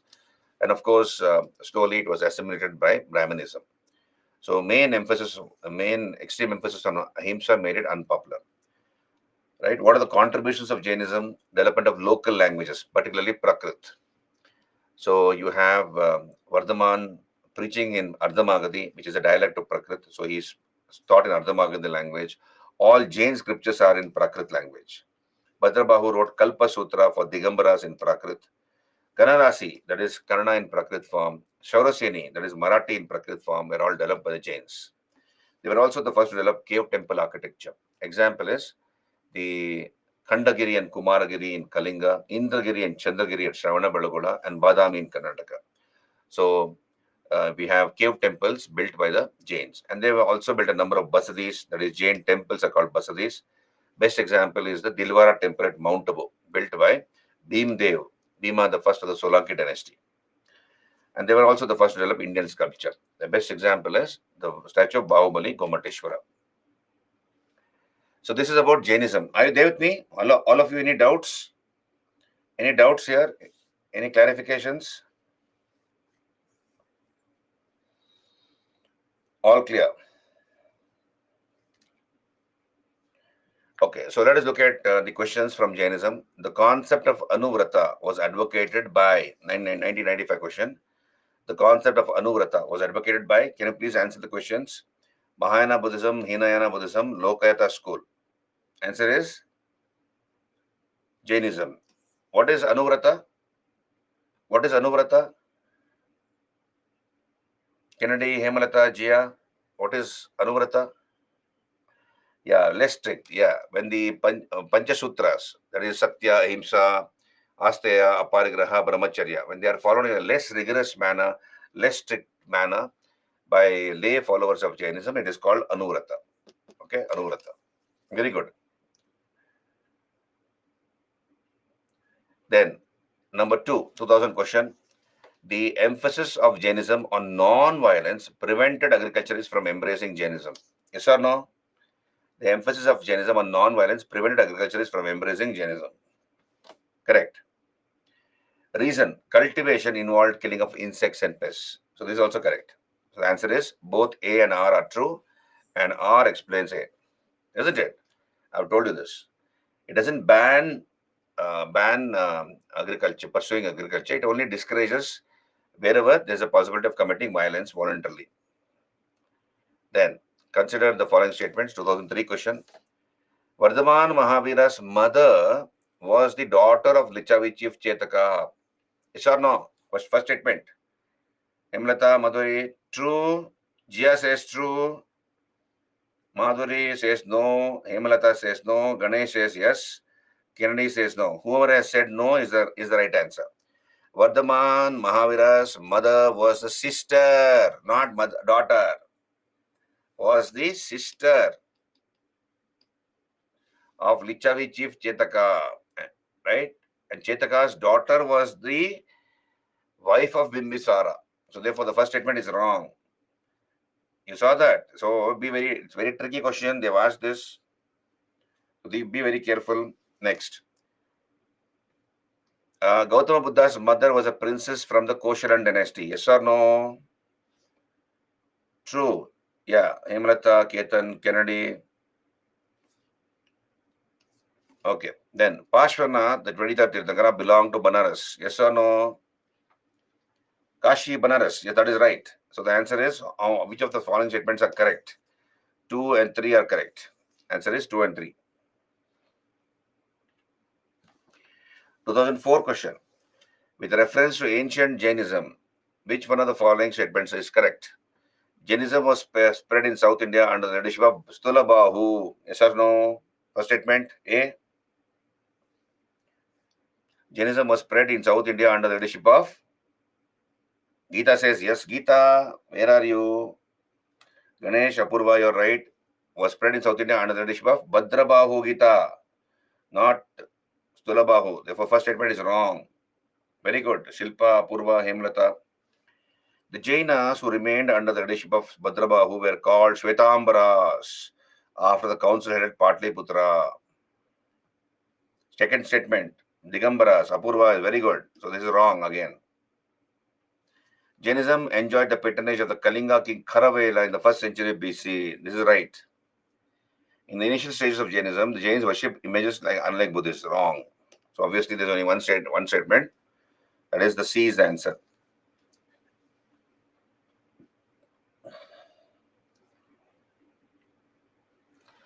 Anekantavada is a core theory and philosophy of which one of the following? 2009 question. Theory of maybe. Jainism. Theory of maybe.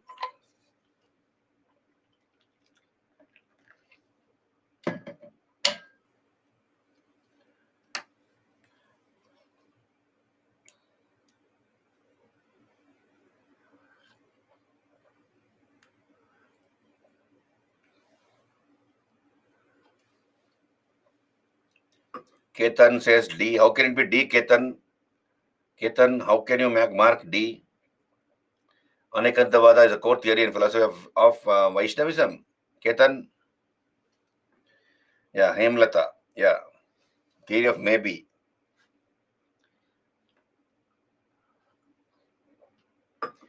Hemlata, I only gave an example. Theory of Anekantavada doesn't mean half full, half empty. I just gave an example to convey the meaning of maybe. Okay. Mahamastaka Abhisheka. Mahamastaka Abhisheka. A great religious event is associated with and done for who of the following? 2009 question. What an easy question. Bahubali.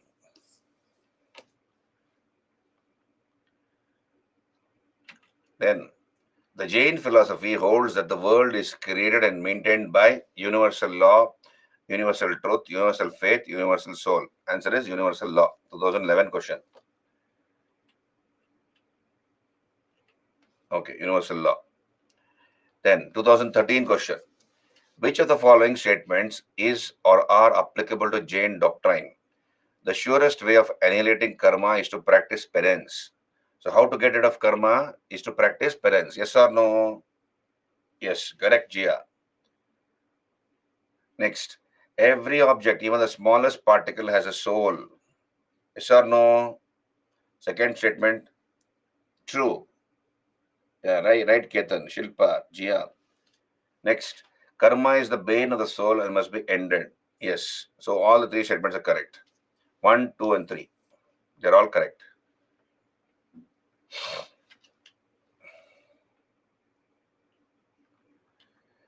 With reference to the religious practices in India, the Stanakavasi sect belongs to what? This was a 2018 question. It belongs to Jainism. So Stanakavasis, they perform religious duties at a neutral place in a monk's abode or a stanak. So that's why they are called Stanakavasis. On your screen, you can see I have mentioned the answer. It's a modern subsect of Shvetambara Jainism, modern subset of Shvetambara sect of Jainism, also called Dhundiya, I believe, the Stanakavasis. So Stanakavasis prefer to perform religious duties at a secular place, such as a monk's meeting house or stanak. Okay? And it rejects image worship and temple rituals. It was founded by Lava of Surat. Okay? And the Therapathy is an offshoot of the Stanakavasis. So I've given you the answer here. Go through it. Clear? Hello, students? This yellow color background is the answer. Explanation for this particular question, ninth question. Students, clear? Okay. Then 2020 question. Have you got the PPTs? PDF, PPT, whatever it is, you have got that? It has been sent to you?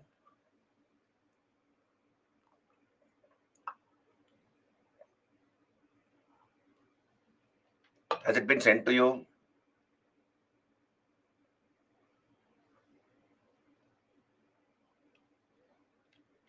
With reference to the cultural history of India, consider the following pairs, 2020.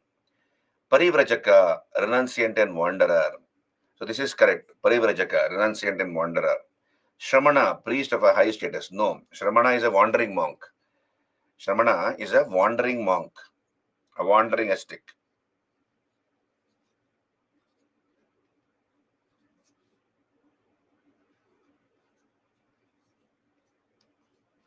Upasaka, lay follower of Buddhism, is also correct.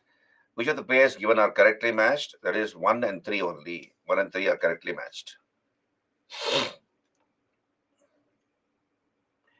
With reference to the religious history of India, consider the following statement. Sautantrika and Sammatya with the sects of Jainism. So this is a UPSC question again. Here is missing. This is a UPSC question. Sautantrika and Sammatya with the sects of Jainism. Yes or no? Shilpa, Purva, Kennedy, Satyanarayana, Dinesh.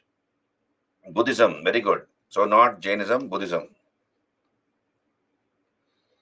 By the sects of Sautantrika and Sammatya with the sects of Buddhism, not Jainism. Sarvastivadin held that the constituents of phenomena were not wholly momentary but existed forever in a latent form. So this is correct.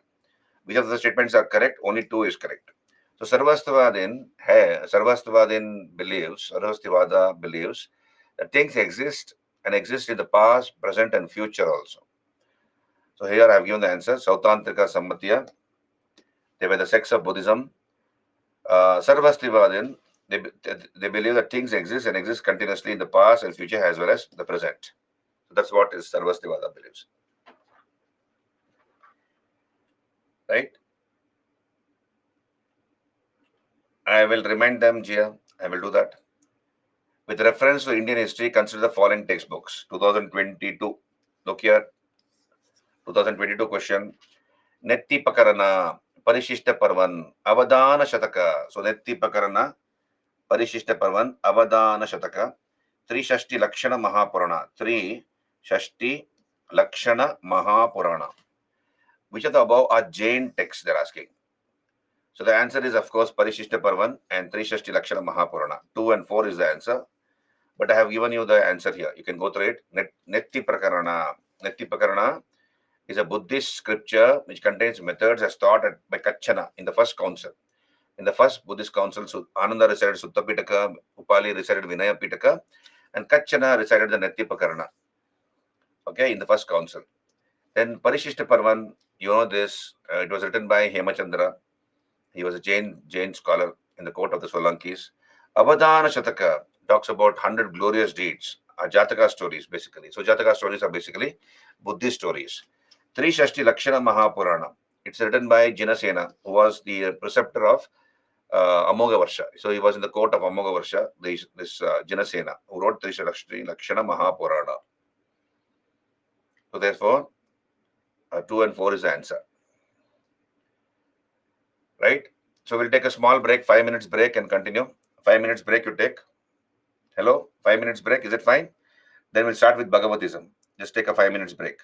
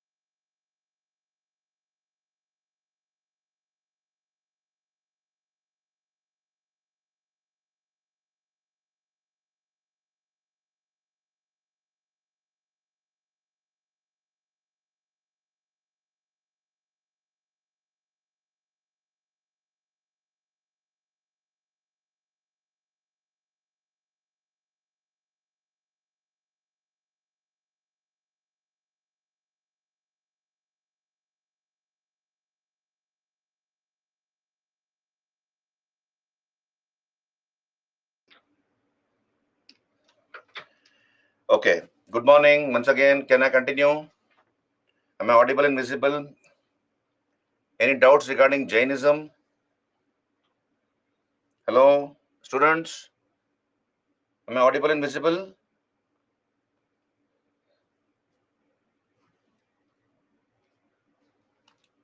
Hello.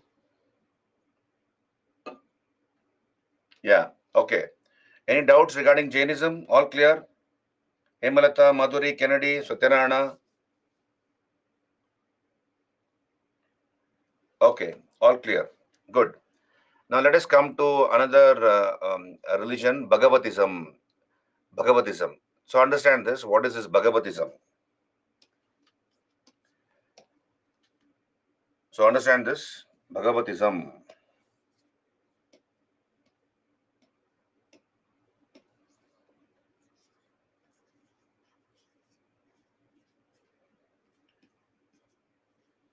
Bhagavatism is the worship of Vasudeva Krishna, Lord Vasudeva Krishna. Worship of Krishna or Vasudeva Krishna is called Bhagavatism, right? And the word Bhagavatism is from the word Bhaj to the word Bhagavat. The word Bhagavatism is from the word called Bhaj. Bhaj means Bhaja, means to adore. And Bhagavatism has three concepts. It has three concepts. One is Bhakti. That is, one is Bhakti, that is pure devotion, unadulterated devotion, pure devotion to a chosen deity. That is Bhakti. Number two is Prapatti. Prapatti, total surrender. Total surrender. And number three, Nishkama Karma. Nishkama Karma. That is to worship without any selfish motive. Worship Krishna, worship without any selfish motive.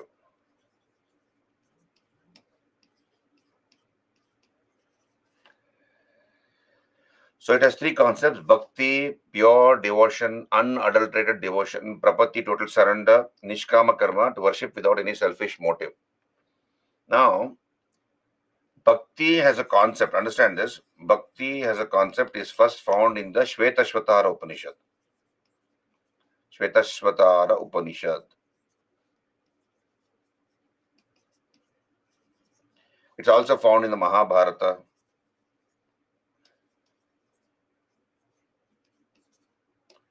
In the Bhagavata Purana,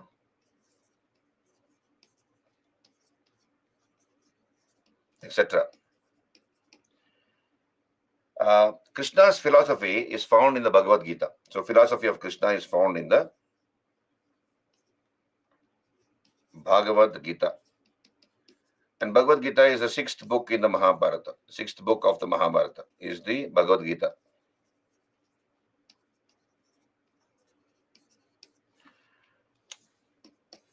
Now,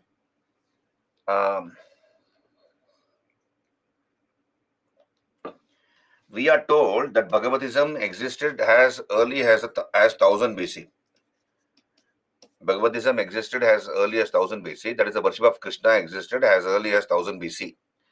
But then it was not encouraged. Worship of Krishna or Bhagavatism was not encouraged because Bhagavatism was against the ritual sacrifices and the Vedas. So it was against Vedas, against rituals and sacrifices, which was the central, which was centered to the Vedic religion. So Vedas, rituals, sacrifices of animals, these are all central to the Vedic religion. And Bhagavatism was opposed to it. Therefore, it was not encouraged by the Brahmins, by the guardians of the Vedic religion. The Brahmanas did not encourage the worship of Krishna. But later, in the 6th century BC, understand this, in the 6th century BC, it was prudent to revive Bhagavatism. By the guardians of the Vedic religion, thought it prudent or apt to revive Bhagavatism, worship of Krishna. Why? because according to folklore, Krishna was a Yadava. That is, he belonged to the cowherd community. He belonged to the cowherd community. A lot of Shudras were getting converted to Buddhism. A lot of Shudras were migrating towards Buddhism, converting themselves to Buddhism. To stop this migration, what they did is they revived the worship of Krishna. They revived Bhagavatism or worship of Krishna because Krishna, according to folklore, was a Yadava or cowherd community, and that way would be closer to the Shudras compared to others. And they brought in the concept of bhakti. So, what did the Brahmanas tell? They told the Shudras, you just close your eyes. You just close your eyes and you worship Krishna. You pray to Krishna. And if you win his grace, he will give you everything. This seemed very simple compared to Buddhism. So, in course of time, a number of ceremonies, rituals had come into Buddhism, and Buddhism had slightly become complex. Whereas here, Bhagavatism had been simplified. You just close your eyes. If you can offer some water, you do it. Some fruit is fine. Some flower is also fine, or a leaf is also fine. If you don't have anything to give to Krishna, doesn't matter. You don't need to offer him anything. You just close your eyes and pray to him with pure devotion. And if you win his grace, he will give you whatever you want. This seemed very, very attractive to the Shudras also. Bhagavatism becomes very, very popular. It was revived during this period, and many of the Shudras began to worship Krishna. Why many of the Shudras? Even the foreigners who came to India in the post-Maurya period, many of the foreigners also took to the worship of Krishna. Once, to a large extent, this migration into Buddhism was stopped. Krishna was made an avatar of Vishnu, and Krishna became one of the parts of Vishnu. He became the eighth avatar of Vishnu. You have 10 avatars of Vishnu: Matsya, Kurma, Varaha, Narasimha, Vamana. Matsya, Kurma, Varaha, Narasimha, Vamana, Parashurama, Rama, Krishna. So Krishna was made the eighth avatar of Vishnu. And by the Gupta period, Bhagavatism was fully absorbed by Vaishnavism. So Vishnu worship becomes very, very popular from the Gupta period onwards, and Krishna is reduced to an incarnation of Vishnu. Are you there with me? This is Bhagavatism. Clear? All of you, can you raise your hands? Did you understand what is Bhagavatism? Can I discuss the PPT now? So from the Gupta period onwards, we have Vaishnavism becoming very, very popular. Krishna became an avatar of Vishnu. And if you notice, even nowadays, the avatars of Vishnu are very popular in North India. The avatars of Vishnu, for example, Rama along with his consort Sita, Krishna along with his consort Radha, they are very popular in North India. Whereas in South India, it is Vishnu per se who is worshipped, who also called Venkateshwara, or also sometimes called Balaji. So he is considered to be he is more worshipped in the south than Rama Krishna per se. On Ram Navami day, people in south celebrate Ram Navami. People who are Hindus, they celebrate Ram Navami. Krishna Janmashtami is also celebrated on the birthday of Krishna. But on a daily basis, Rama and Krishna, unless in the temple, Rama temple, Krishna temple, they are worshipped. But in the houses, it's mostly Vishnu, because Rama and Krishna are considered to be avatars of Vishnu. Are they with me? So Rama and Krishna are more popular in North India when compared to Vishnu per se. Right. Along with their consorts, their worship. So we'll come back here. Bhagavatism, on your screen you can see. Bhagavatism is the philosophy of Lord Krishna. Bhagavatism is the philosophy of Lord Krishna. Vasudeva Krishna was the founder of Bhagavatism. It has three basic principles. Bhakti, that is devotion. Prapatti, total surrender to God. Then Nishkama Karma, without expecting anything in return. So without any selfish motive, you pray to Krishna.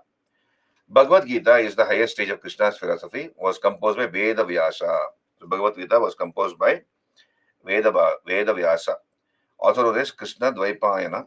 I told you Krishna's philosophy began in 1000 BC, but Bhagavatism became popular only in the 6th century BC because Brahmanism earlier opposed it. Later, Brahmanism supported it because it was a good defense against Buddhism and Jainism. Shudras were increasingly converting to Buddhism, and thus there was a danger to Brahmanism. And to stop this migration, it was thought prudent by the guardians of the Vedic religion to revive Bhagavatism. So all these things, whatever I've explained to you, I've given it to you. Go through it. Okay. So Krishna was a disciple of three great sages. One was Angirasa, the other was Gora, and the third is Sandipani. So Bhagavatism became popular amongst not only the Shudras but also the foreign races like Kushans, Parthians, etc. We have done this. Remember, we have Heliodorus. So Heliodorus, he was an ambassador sent by Antialcidas, Indo-Greek king called Antialcidas, sent Heliodorus to the court of Bhagabhadra Kasipura. Bhagabhadra Kasipura or Kasiputra. Bhagabhadra Kasiputra. It's the sixth king of the Sungas. He was the sixth Sunga king, as you all know. We have done this Sunga period, Shatavahana, Sungas, Kanvas, we have done that. So Antialcidas, Indo-Greek king,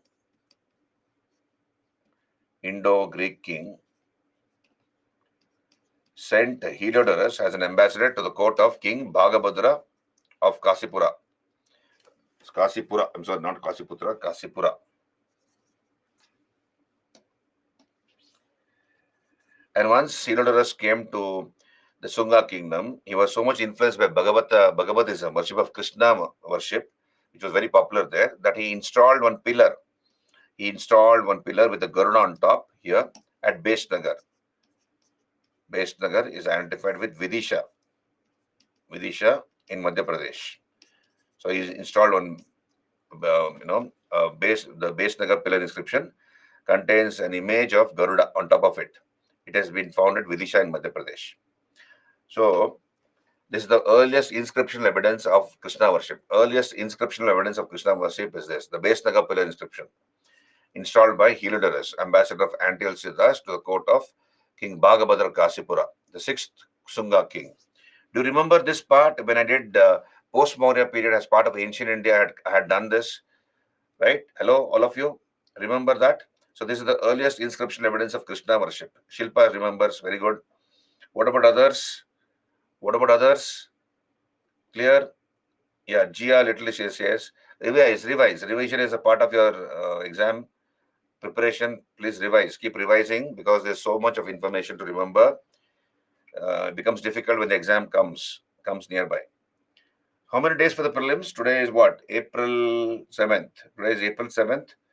So you have less than a month for the prelims. People are writing this year. May 66 days. When is the exam? May 26th? No. May. Is it postponed? June 16th. Okay. So great. 66 days. Okay. 66 days. Okay. Great. So you have extra time to prepare for prelims. So even if you give, let's say 6 days or 8 days, you give, let's make a calculation here. You take, let's say, you take about 8 subjects and you take 8 days. You take 8 days for one subject 8. So that will be 64 days. So you don't have much time. Hello? You don't have much time. Okay, for election it has been postponed. But still, you'll have only about 8 days per subject. History 8 days, geography 8 days, like that. So you make it, let us say you make it 7 days. 7 days per subject. 7 into 8, let us say 8 subjects, 56, 7 8 are 56 days. Okay, and then the rest 20 days. So you have 66 days, isn't it? So rest 10 days, you revise. Last minute revision you do. Revision, current affairs. You make a timetable like this and you prepare. You got it? So you have only 7 days per subject. So in that 7 days, go all out. And burn your midnight lamp, whatever, early morning lamp or midnight lamp, now only. Don't wait for the last moment. Okay. So here, this is Bhagavatism for you. Then we have something called Pancharatra system. Pancharatra system. What is this Pancharatra system? Worshipping Krishna and the 4 Yadava heroes. Worshipping Vasudeva Krishna and the 4 Yadava heroes. That's called Pancharatra system. Literally, it translates to 5 nights. Pancharatra system was introduced by sage Sandilya. Did you get me, students? Ketan, Madhuri, Ragini, Hemalata, Dinesh, everybody has equal time for the exam. You make a timetable and accordingly you prepare. Let's say 7 days. So 7 days per subject you give, and accordingly you prepare. That's the best way to prepare.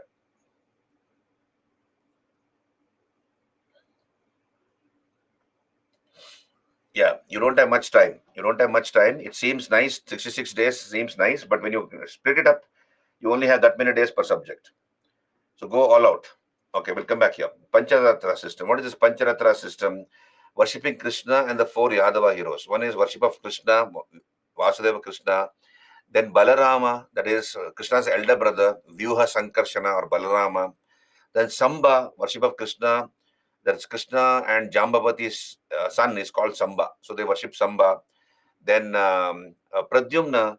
Pradyumna is the son of Krishna born to Rukmini.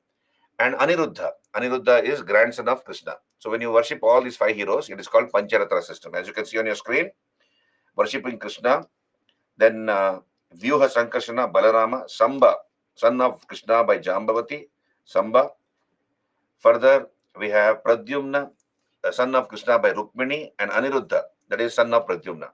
So when you worship all these five heroes, it is called Pancharatra system. So here we have Vaishnavism.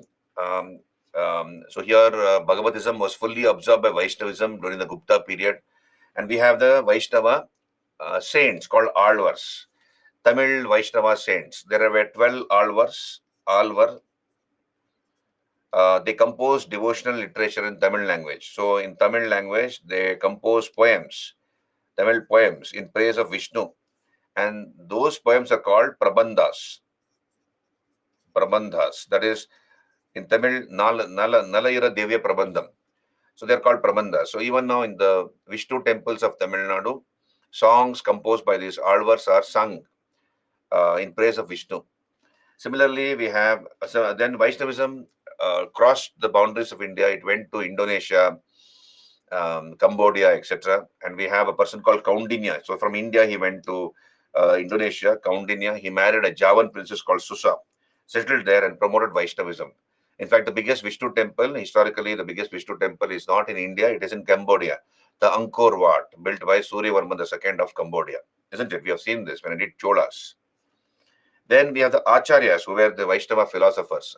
Acharyas were the Vaishnava. So Alvars were the Vaishnava saints. These are the saints, Vaishnava saints, Alvars. And Acharyas were the Vaishnava Acharyas were the teachers or philosophers who brought out a number of philosophies. Like, for example, Ramanujacharya, who brought out Vishishta Advaita philosophy, Madhvacharya, Dvaitavada, Vallabhacharya, Shuddha Advaita, Nimbaraka, Advaita. So when we come to philosophy topic, we will talk about it. These are all the Vaishnava Acharyas. So 12 saints called Alvars, they brought out devotional literature in Tamil called Prabandhas, also called Nalayira Divya Prabandham in Tamil. And the Vaishnava Acharyas were the philosophers who brought out a number of philosophies, okay, like Ramanuja, Madhvacharya, etc. Right? So I have given you extra information. The yellow background has been removed here. Doesn't matter. These are all extra information for your clarity. Go through it. You'll understand. So everything about Vasudeva Krishna cult or Bhagavatism I have given you here. Right? Then we come to Shaivism. Shaivism. Are you there with me, all of you? Shaivism. Can we move on?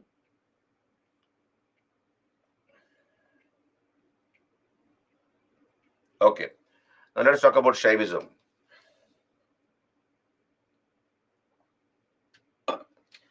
Shaivism is the oldest sect in India, the native faith of India. So Pashupati Mahadeva became Rudra in the Vedic period and later became Shiva. Right? Pashupati Mahadeva became Rudra in the Vedic period and later became Shiva. So Shiva concept is from the Gupta period onwards. From the Gupta period onwards, we have the concept of Shiva. Shiva is worshipped in the form of Linga from 100 AD, Lingakara.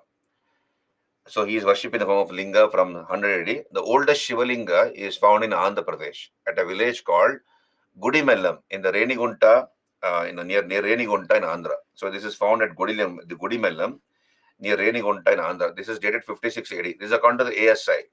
According to the Archaeological Survey of India, the oldest Shivalinga is found here at Gudimellam near Renigunta, Andhra Pradesh, dated 56 AD. So this is the oldest Shivalinga in India. And the Panchakshari, that is Namah Shivaya. Namah Shivaya is found first in the Shilapadigaram, the Tamil epic Shilapadigaram.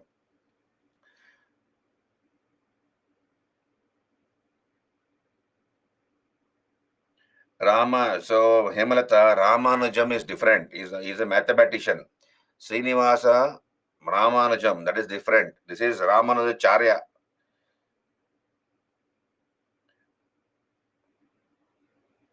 Hemalata. Okay. I said philosopher. If they were the same, I would have told you. This is they are Ramanuja. This is Ramanuja Acharya. Okay. Ramananda is the first Bhakti saint of North India. Kennedy. When we do Bhakti Sufi movement, we'll talk about it. Ramananda, philosophers. When I do philosophy topic, I'll talk about Ramanujacharya, etc. Now you focus now on whatever we're doing now, Shaivism. So here we have Namah Shivaya first mentioned in the Tamil epic Shilapadigaram. I think I've told you the story. You remember when I did post-Maurya period, Sangame, Shilapadigaram, the jeweled anklet, Kovalan Kannagi story. Kovalan Kannagi, right? Remember that? Yeah, Jia. Yeah. So in that epic, we have the first mention of the Panchakshari, Namah Shivaya. And then, of course, we have the Shaiva saints. They're called Nayanmars.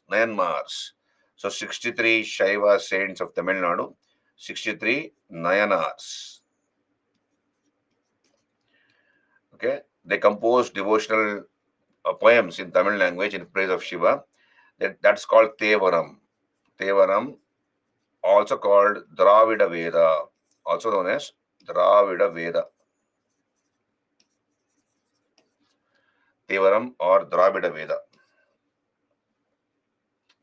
63 Nayanas. So they composed poems in praise of Shiva. Even now in the Shiva temples of Tamil Nadu, these poems are sung in praise of Shiva. So then we have extreme Shaiva sects. Understand this, extreme Shaiva sects. So what are these extreme Shaiva sects? Extreme Shaiva sects.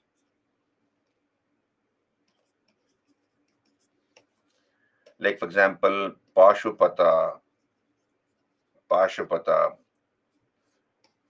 founded by Lakulisa. Lakulisa is supposed to be the founder of Pashupata sect. Kapalika, Kalamukha, Goraknathis,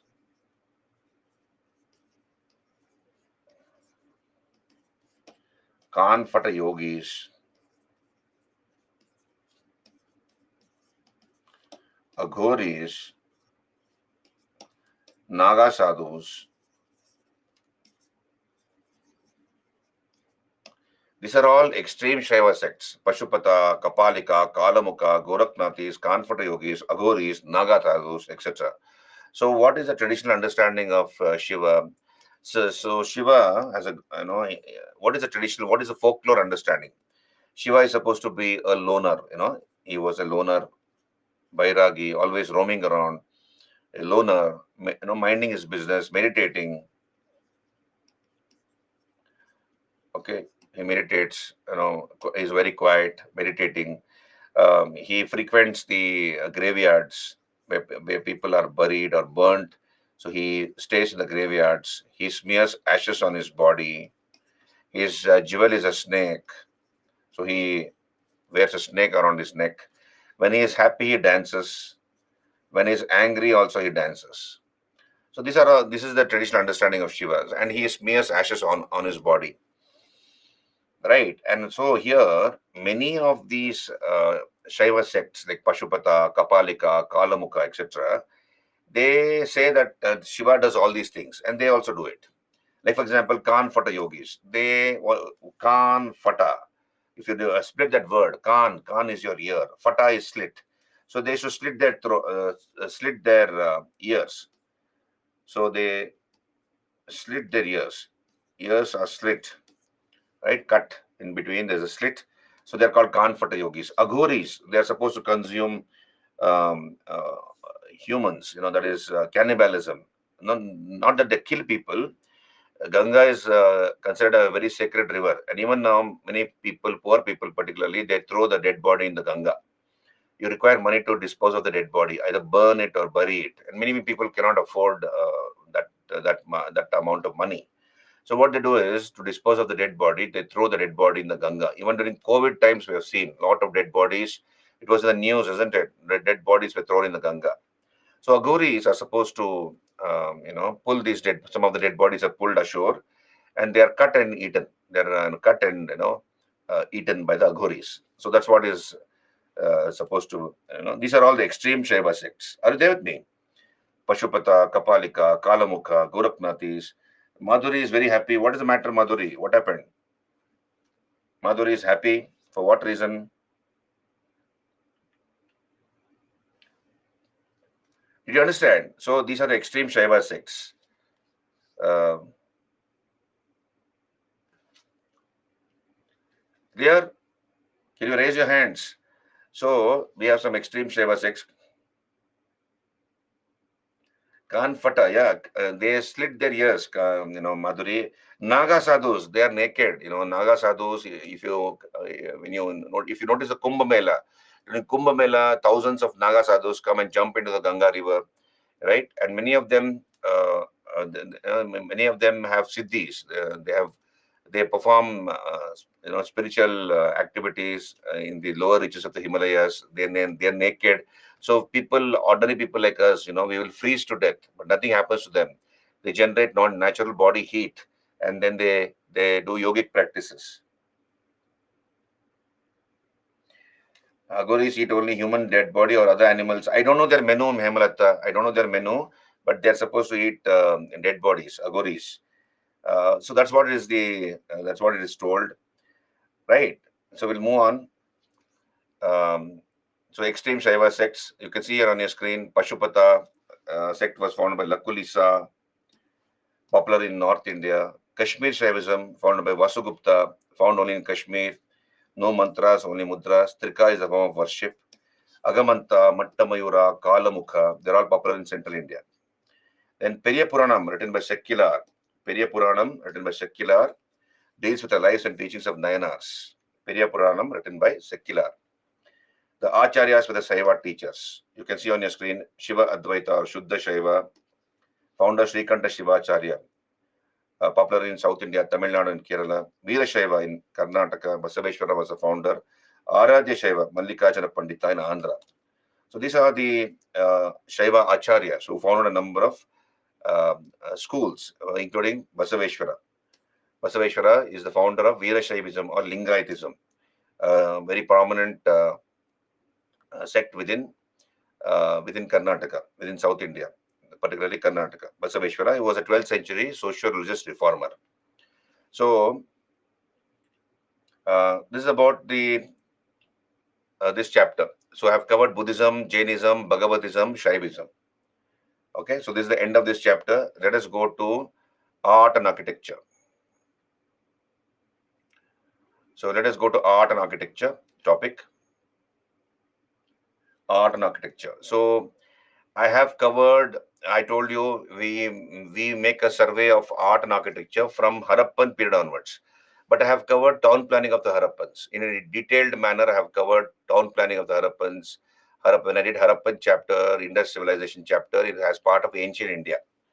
The seals, the society of the Harappans, economy, religious practices, burial practices, what are seals, trade and commerce, exports, imports, small scale industries, and so on. Important sites like Harappa, Mohenjo-daro, Lothal, Chennodaro, the bronze dancing girl, the Sir Perdue method of casting bronze images, right? All these things I've covered in detail when I did Harappan civilization as part of ancient India. Therefore, I'm not going to do town planning of the Harappans because I've already covered it. I'm going to directly jump to Mauryan art. Are you there with me, all of you? Hello. So people who have missed ancient India, please, please.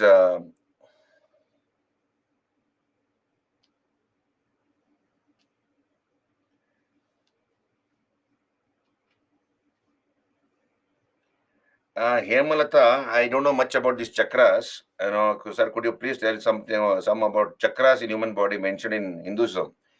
So there are, there are so many chakras. I believe, chakras are points, nodal points in our body. Agneya chakra, for example, this is the Agneya chakra. Then so many chakras are there. So if you cleanse the chakras, then you will have a better health. That's what is believed. Um, so I don't know much about chakras, right? But then you as part of Reiki, pranic healing, they do all these chakra cleansing and all that. That is supposed to further good health. Chakras, where is it mentioned? I don't know where it is mentioned. I have a book on Hinduism, but I have to check it up whether there is chakra mentioned there.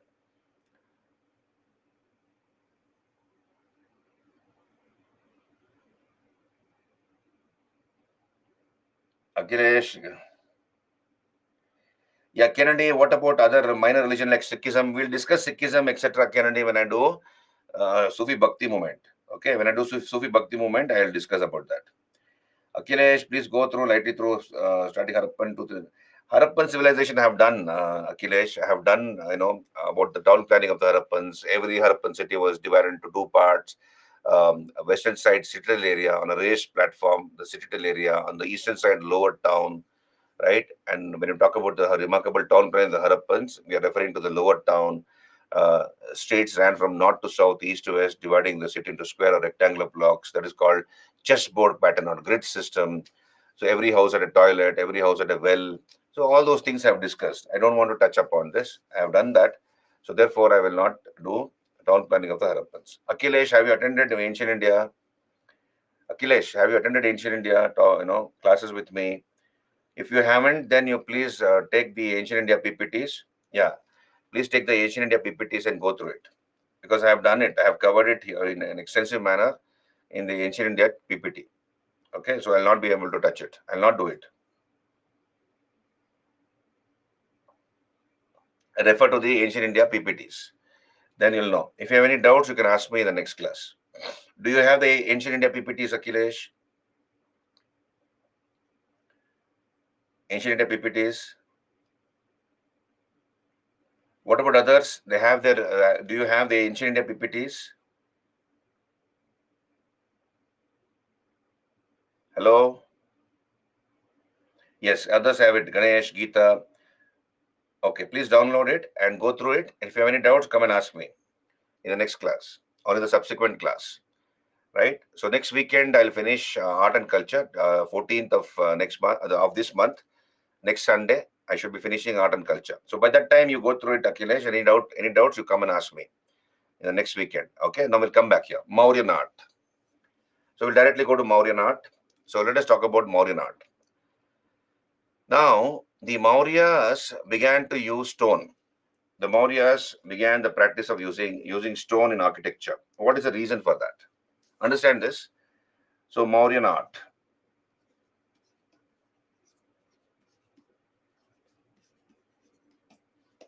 So Mauryas began, particularly from the time of Ashoka, they began to use stone. Began to use stone instead of wood.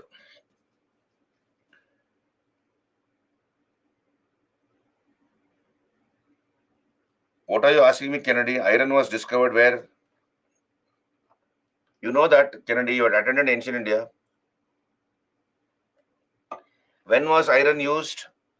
Students, when was iron used in India? From what age? We have done this. Iron used from when?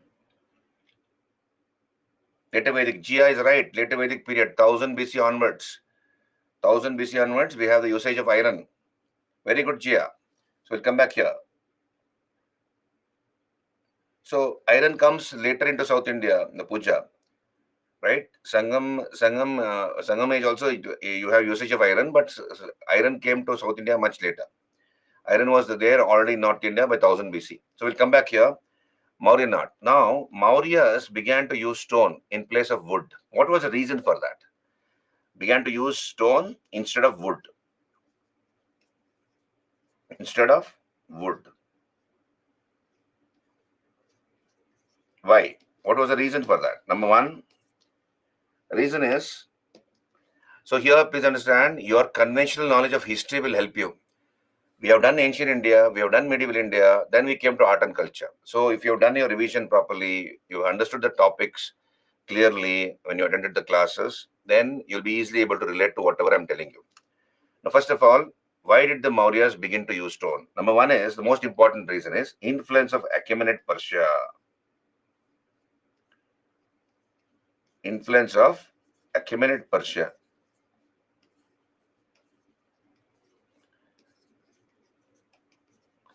Influence of Achaemenid Persia. You remember this? I had done. You have Darius. You remember? We have in 516 BC a king called Darius the First. Darius the First. He conquered a few parts of India. That is Punjab. He conquered Punjab, Sindh, and northwest frontier province. He conquered these three areas, and the Persians ruled over this area for more than 200 years. So the Persians used to use stone in architecture. And they used to install pillars. You see, I told you I had drawn the diagram also. So they used to install pillars like this. They used to install pillars. These are grooves. Right, this is the capital. This is the capital. These are grooves. Right, and this is the foundation. And these pillars were made of stone, and they were polished. They were highly polished. And on top of their pillars, they used to depict animals, humans, and also composite creatures, mixture of animals and humans.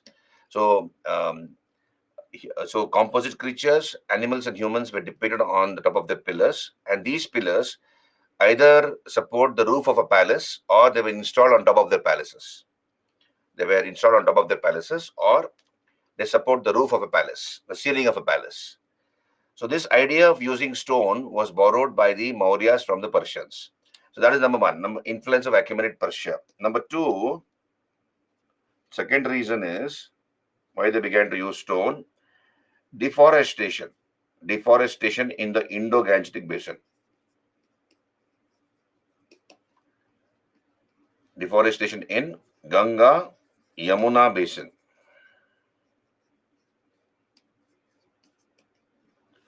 Deforestation in the Ganga Yamuna basin. So these are the two main reasons why the Mauryas began to use stone. One is influence of Achaemenid Persia, deforestation in the Ganga Yamuna basin. So there was dearth of wood, shortage of wood, and therefore they were forced to use stone. But the main reason is this, influence of Achaemenid Persia. Right. Now, Mauryan art is divided into two parts. On your screen, you can see here, Mauryan art is divided into two sections, two parts. Court art and popular art. What is court art? Court art is that art which only a king or a government can afford. Only the king or the government can afford this kind of an art. What are the examples of court art? Palaces. Palaces. Then pillars. Stupas. Viharas. Mauryan palaces, pillars of Ashoka, stupas, and viharas. So, to make these, to construct these, you require a lot of money. You require resources, and only a king or the government can afford such a resources. So that's called court art. Palaces, pillars, stupas, viharas. So you have the patronage of the king and the government for this type of art. Popular art. Popular art is what? Popular art is common people like you and me. will install an image or an idol. So this is idols, installation of idols, images.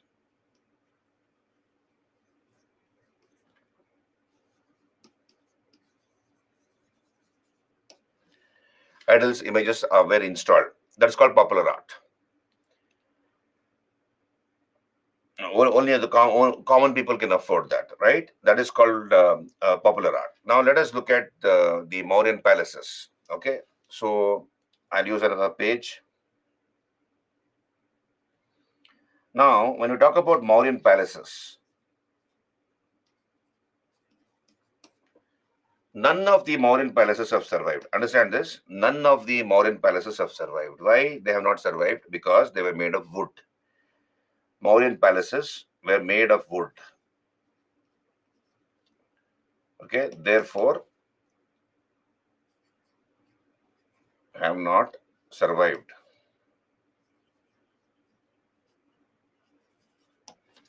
But then we have references to these palaces, wooden palaces, made by Chandragupta Maurya. For example, Megasthenes. You remember Megasthenes? Who was Megasthenes? Megasthenes. Who was Megasthenes? Megasthenes in his book Indica. Who was Megasthenes? Megasthenes in his book Indica makes a mention of the wooden palace at Patliputra. Very good, Jia. Ambassador to the court of Chandragupta Maurya by Seleucus Nicator. Very good. Ambassador sent by Seleucus. Shilpa, Puja. Yeah, very good. So, Megasthenes in his book Indica mentions about the wooden palace at Patliputra built by Chandragupta Maurya. So, Megasthenes in his Indica tells us that he saw a wooden palace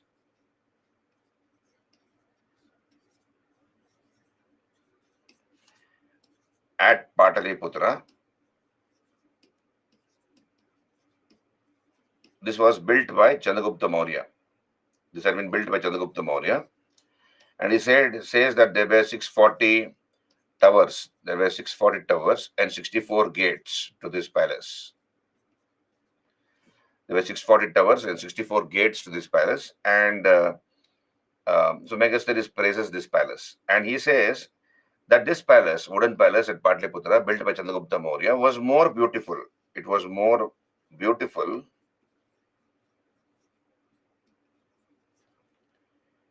than the palaces at Susa, Persepolis, and Ekbatana.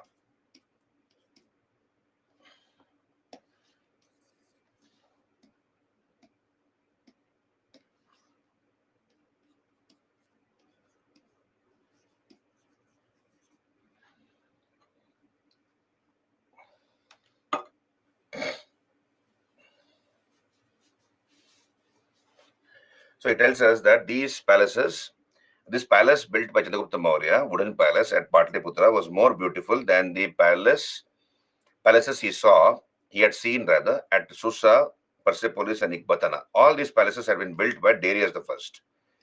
Darius the First had built all these palaces at Susa, Persepolis, Ekbatana. And he says Chandragupta Maurya's palace at Patliputra was more beautiful than these palaces. But then what happened is there was a fire accident. And this palace, this wooden palace built by Chandragupta Maurya, burned down. Exactly at that spot where a wooden palace stood, Ashoka built a stone palace. So Ashoka built a stone palace on the spot where a wooden palace stood. A wooden palace built by Chandragupta Maurya stood. Did you get me? So Ashoka built a stone palace on the spot where a wooden palace stood earlier. And Fahian, who visited India, Fahian came to India after more than 600 years. After more than 600 years, after the decline of the Mauryas, he comes to India. And Fahian tells us that he saw the stone palace built by Ashoka. Fahian saw the stone palace. saw stone palace built by Ashoka at Patliputra. Fayan saw the stone palace built at Patliputra by Ashoka. And we have the remains of the stone palace at Kumrahar. So remains of the stone palace have been found at Kumrahar near Patna, Bihar. Kumrahar, Patna.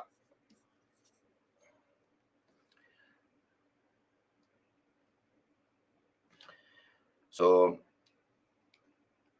the remains of a stone palace have been found at Kumrahar near Patna, and Fayan talks about it. So please understand, we find references to Mauryan palaces in the writings of contemporary Greek and Roman scholars, writers. Contemporary Greek and Roman scholars mention about these palaces. They don't really exist now, but they are only found in the references in the writings of contemporary Greek and Roman writers. So Greek and Roman writers, scholars mention about these palaces, mention about them.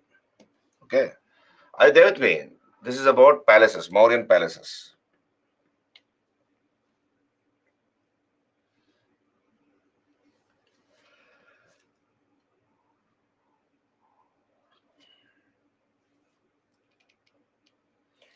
So we have covered palaces. On your screen, you can see we have covered palaces. Now let us come to pillars of Ashoka. Let us come to pillars of Ashoka. So let us come to pillars of Ashoka. So let me make a drawing here. Okay, let me make a drawing of a Ashokan pillar. How does an Ashokan pillar look like? I'll show you the real drawing, but this is just to make you understand the different parts of an Ashokan pillar, right? So, no, but don't take my drawing very seriously. Just try to get an idea of it. So here, how does an Ashokan pillar look like? So this is the Ashokan pillar, slightly tapering towards one end. It is tapering towards the top, as you can see. Now this is called a shaft or a column. This is called a shaft or a column.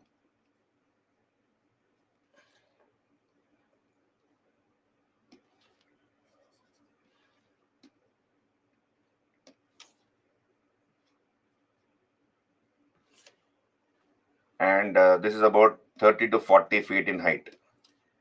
30 to 40 feet in height and 30 to 40 tons in weight.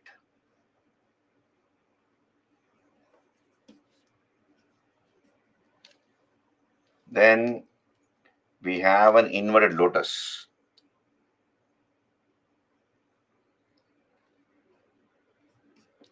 So you take a lotus flower and you put it ulta. So inverted lotus. So this is called inverted lotus. Inverted lotus.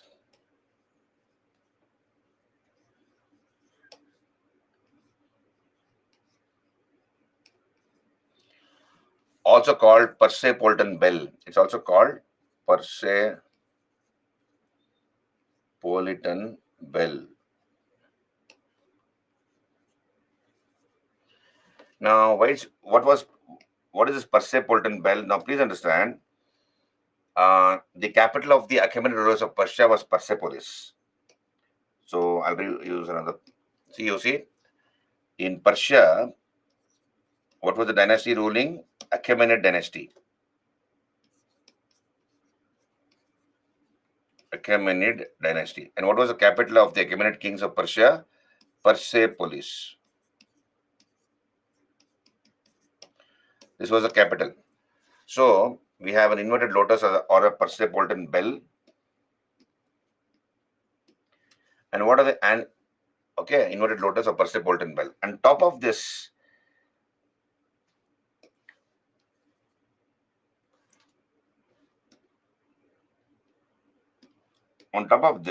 we have the Dharma Chakra of Ashoka. This is the Dharma Chakra of Ashoka. So this is called abacus. Understand this? This is called an abacus. This is called an abacus.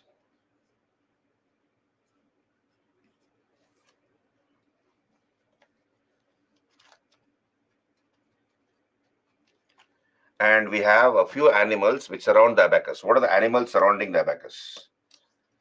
So around the abacus, we have elephant. So please understand it is round in shape. Imagine this is the pillar. This is the pillar, Ashokan pillar. This is the shaft of the column. Then you have an inverted lotus, which I've shown you. And top of that, we have a Dharma Chakra of Ashoka. There are 4 Dharma Chakras in the 4 directions. So this pillar is round. Okay. So there are 4 Dharma Chakras. And in between 2 Dharma Chakras, we have 1 animal each. So what are the 4 animals? We have elephant, lion, horse, and bull. So between 2 Dharma Chakras, we have 1 elephant or 1 lion or 1 horse or 1 bull. Then on that is called abacus. That is called abacus. Abacus means the Dharma Chakra with animals in relief, with 4 animals in relief. Then on top of the Dharma Chakra or abacus, we have either one or 4 lions has at Sanchi Sarnath, or 1 elephant, 1 lion, or 1 bull. Okay, so imagine this is the lion here. This is the lion. This is the lion, right? So you can have either 1 or 4 lions has at Sanchi and Sarnath. At Sanchi and Sarnath, we have 4 back-to-back lions. Or you can have only 1 lion, as at Lauri and Nandangarh in Bihar. At Lauri and Nandangarh in Bihar, you have only 1 lion. Or you could have only 1 elephant, 1 lion, or 1 bull. And together, this is called capital. Understand this? Together, this is called capital. So capital means it consists of the Persepolton bell or inverted lotus. It consists of the Dharma Chakra of Ashoka with 4 animals around it. And then you have either 1 animal, 1 lion, or 4 lions, or 1 elephant, 1 lion, or 1 bull. That's called capital. So this capital is about 10 feet in height and 10 tons in weight. So when you add the length of the shaft and the weight of that shaft to the capital, it becomes totally about 40 to 50 feet in height, 40 to 50 feet in height,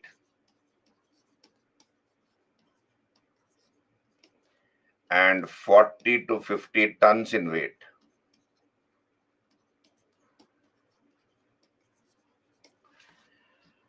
Okay, so this is Ashokan pillar. Now, please understand what was the type of stone used by Ashoka. Spotted red and white sandstone from Mathura.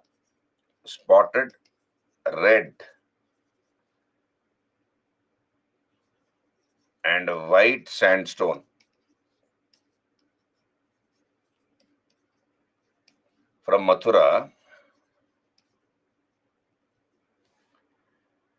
and hard sandstone from Chunar near Banaras.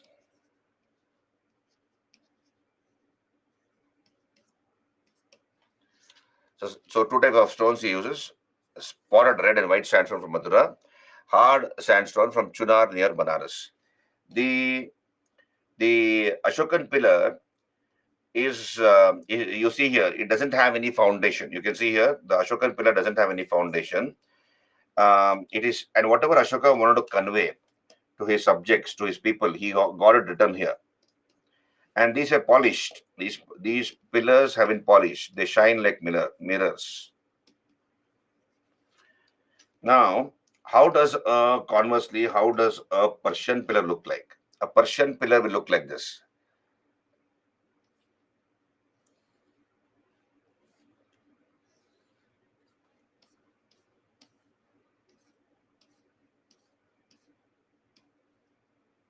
These are grooves.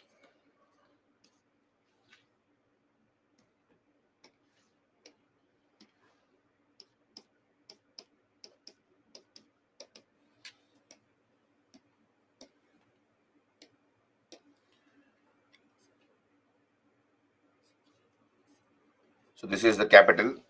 This is called the capital on top. This is a capital. And these are the grooves. These are the grooves.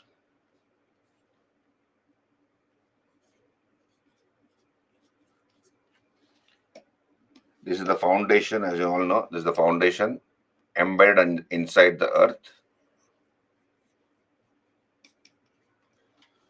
And on top of these capitals, you could have either a human animal, or a human or composite creature.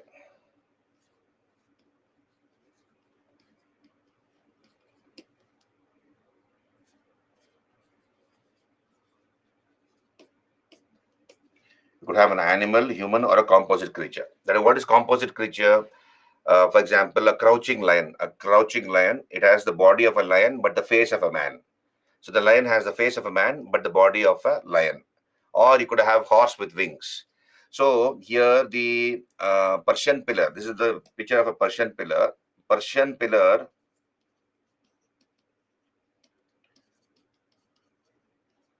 It was not monolithic. We'll look at the difference between Mauryan pillar and Persian pillar in just a moment's time. Just hold on. Are you there with me? Capital part, Kennedy. Capital is, I told you, capital is, you can, it has three parts. Kennedy, capital has three parts. You have an inverted lotus or a Persepolitan bell, right? Then on top of the inverted lotus, you have a chakra. You have Ashoka's Dharma chakra of 24 spokes. And around the Dharma chakra, we have these animals: elephant, lion, horse, and bull. And on top of that abacus, that is the which consists of the Dharma chakra and animals in relief, you have either one or four lions, either Sanchi and Sarnath, or one elephant, one lion, or one bull. So I'll show you the real Ashokan pillar. You see here, this is the Ashokan pillar on your screen, all of you. You see, this is the shaft or the column. Shaft or column. This is the inverted lotus. Inverted lotus, or what is called Persepolitan bell. This is the abacus. Abacus, which consists of Dharma chakra and four animals: elephant, one lion, one horse, one bull. Elephant, lion, horse, bull. And then here you see four back-to-back lions, as Sanchi and Sarnath. Together, this is called capital. Kennedy, did you get me? Together, this is called capital. So capital consists of inverted lotus, then abacus, and then you have either one or four animals on top. Kennedy, did you understand? Mr. Kennedy? Okay. Now look here, another picture I'll show you. On your screen, you look here. Persepolitan bell. So this is the shaft or the column. This is the Persepolitan bell. Then abacus, which consists of the Dharma chakra and four animals. Then sculpture of lions, either one or four lions has shown in this picture, or one elephant or one horse or one bull. And together, this is called capital. Earlier, there was a metal wheel on top. There was a metal wheel on top, I believe, on top of those four lions, but that has fallen off. So this is Ashokan pillar. Ashokan pillars are also called Lat. The lots of Ashoka. Ashokan pillars are also called lots, also known as lots or pillars of Ashoka. Right? Now you can see here, please understand, shaft and column look similar throughout the Mauryan Empire. Wherever Ashokan pillars have been found, shaft or column look the same. Whereas the capitals vary. They look different in different places, the capitals. So from that, historians, archaeologists believe that probably Shaft or column was made in a central place. It was made in one place and distributed throughout the empire because shaft and column look the same everywhere. And probably Takshashila was a pillar carving center. Or probably Takshashila was a pillar carving center. So they used to make pillars here, the shaft or the column here, and it was distributed throughout the Mauryan Empire. And that talks about the improvement in transport and communication under the Mauryas. They must have had a very effective and a very smooth transport and communication system for them to carry these pillars to the nook and corners of their empire. It was centrally made at Takshashila, the shaft or the column, and then transported to other parts of the empire, Mauryan Empire. Are you there with me, all of you? So that's what is the presumptions. So the shaft or column was made was made in one place, probably Takshashila, and the capital was made locally. Wherever the pillar was going to be installed, the capital was made locally. Now, let us look at the important Ashokan pillars. Important pillars of Ashoka. So take down. Are you clear with me, all of you? Are you there with me? So let us look at the important Ashokan capitals. Take down. Sanchi, important, important.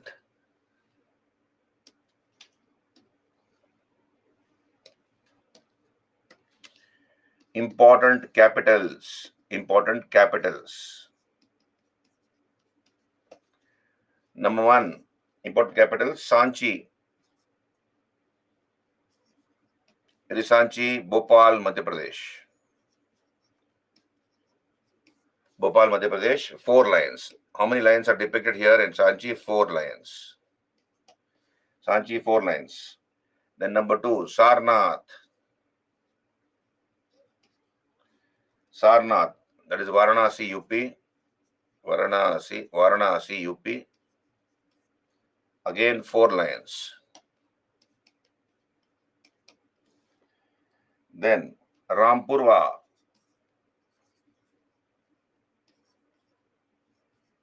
Rampurva. This is in Bihar, Champaran district of Bihar. Rampurva. I believe there are 2 pillars here. 2 pillars found here. 2 pillars. One with bull capital, other with single lion capital. So one with bull capital.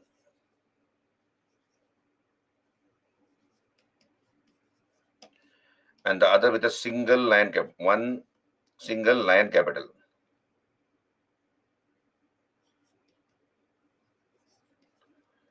Single lion capital.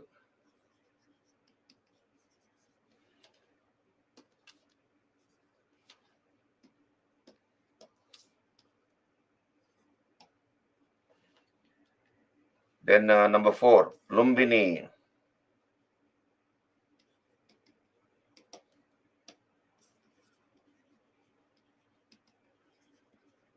Lumbini.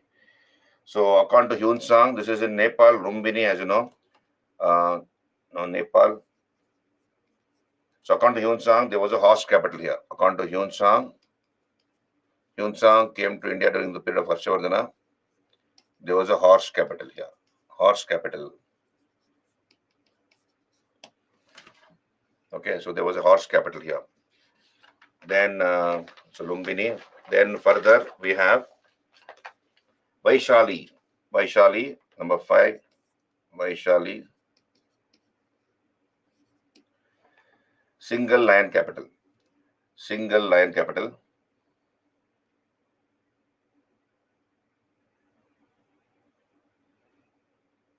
Vaishali, single lion capital.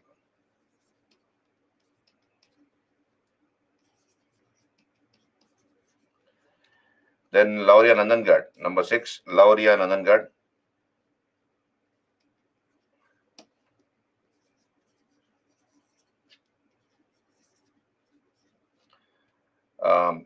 That is, this is in Champaran, Bihar. Single lion capital. Lauria Nandangad in Bihar. Single lion capital. Single lion capital. Then Sankissa. Sankissa in UP. Sankissa in UP. Sankissa, that is elephant capital.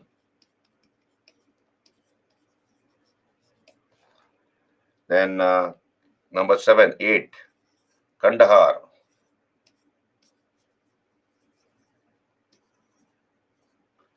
Kandahar in Afghanistan. Then Rani Ghat.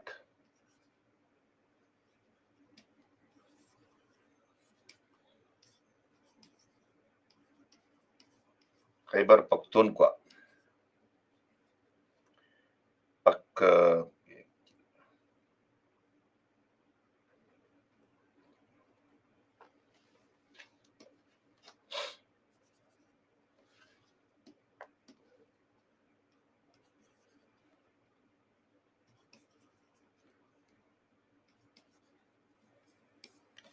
Rani Ghat, Khyber Pakhtunkhwa. Then Allahabad and Amravati. Amaravati. There's no capital here. In these 4 places, there are no capitals.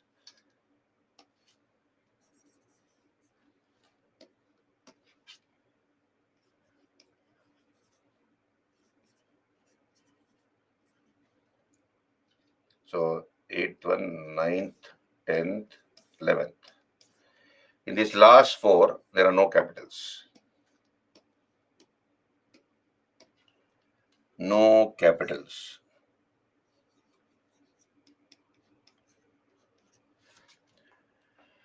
Kandahar, Afghanistan, Rani Ghat. Rani Ghat.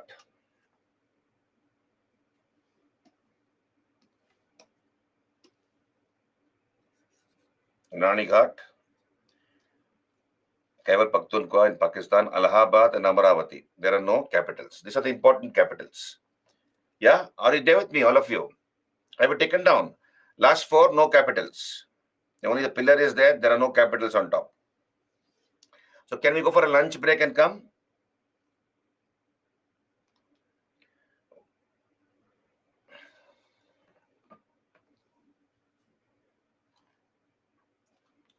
It's a design, Shilpa, it's just a design element. It was just a design element. So you could have 1 lion or 4 lions, or 1 horse, or 1 bull, or 1 elephant. So he has chosen these animals to be depicted on top of his capitals. That was Ashoka's design concept. Okay. So of course, lions signify majesty, awe, strength. Elephants symbolizes stability, like that. Bulls symbolizes steadfastness. So these are certain meanings for that. So you carry on now. We'll come back at 2 o'clock. Exactly 2 o'clock we'll meet. We have to discuss some more about pillars, difference between Ashokan pillar and Persian pillar. We'll do that. Then we'll go to stupa, etc. So carry on. 1 hour lunch break. We'll meet at 2 o'clock sharp. We meet at 2 o'clock. Okay? 2 o'clock we meet.